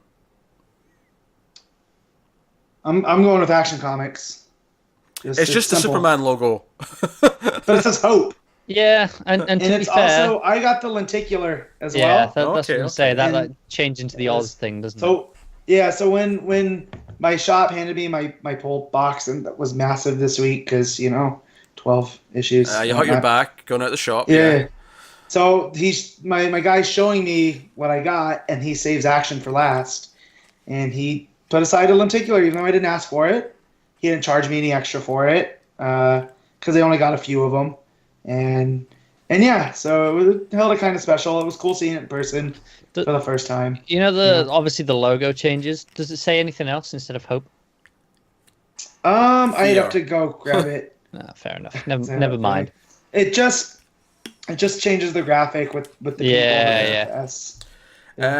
Okay, so that'll take us on to best art of the week.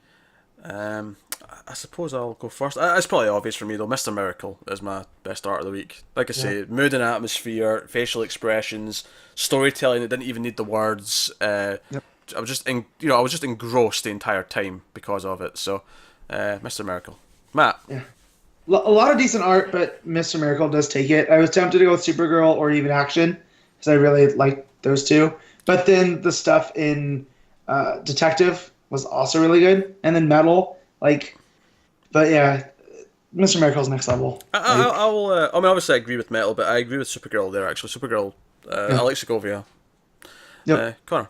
No, I'm bucking the train. Gerads is great, and obviously Mr. Miracle is fantastic. But Capullo and Metal just It's a fair takes choice. It for me. I can't argue too much. Okay, so, that takes us out to top 5, which I think this week is actually a tough. Some process. competition this week, isn't it? Yeah, so Connor, you're getting picked on first. Alright, okay. So first is Metal. Second is Teen Titans. Third is Mr. Miracle. This is where it gets tough. 4, Hal Jordan? Wow. Maybe, yeah. Yeah, I think so. And good stuff. 5, I'll go with Detective. Cool. Matt? 1, Action Comics. Shouldn't be a surprise. It's not just the Superman bias, but it's the one I got. No, it's not. It's the one I got into most this week. And I reread a bunch of them, so it's not just, Number 2 is Mr. Miracle. It was really fantastic. I could have said miraculous, but damn. That's what happens when you... 3 is Teen Titans. This is where it starts to get more difficult, is that 4 spot. I guess 4 is going to be Detective, and 5 is Metal. I have to. It's the event book. It's an obligation for Matt. It is. Apparently it is. My number 1 is Mr. Miracle. And then my number 2 is Metal. My number 3 is Detective. My number 4 is Teen Titans. And then my number 5... Oh...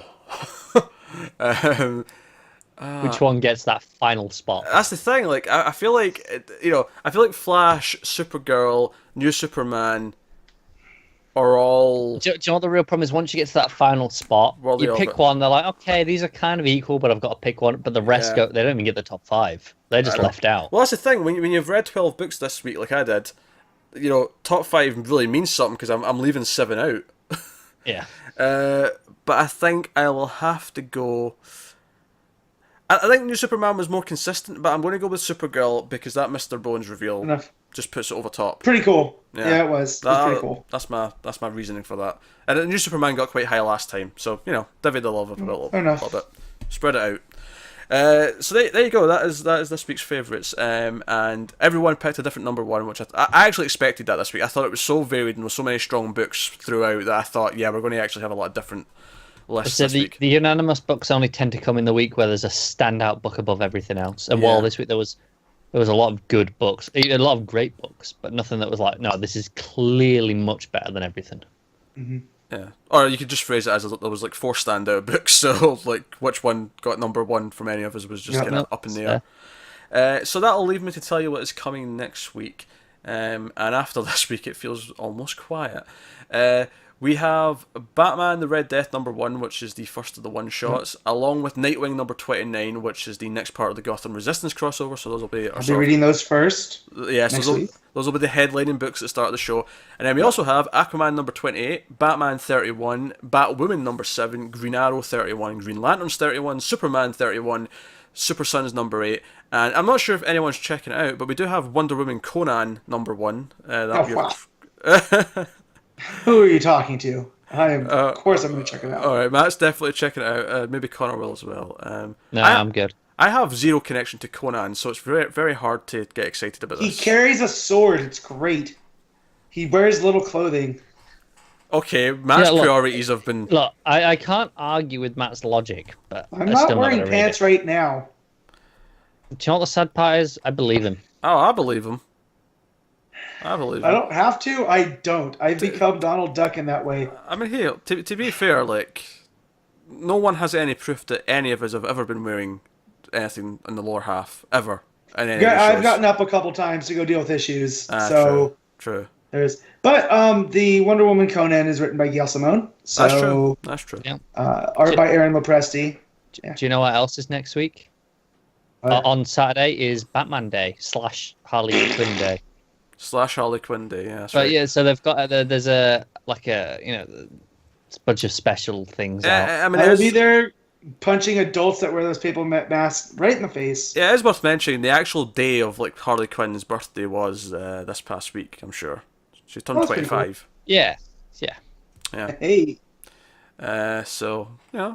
Also, I'm not here next week because I'm at Comic-Con.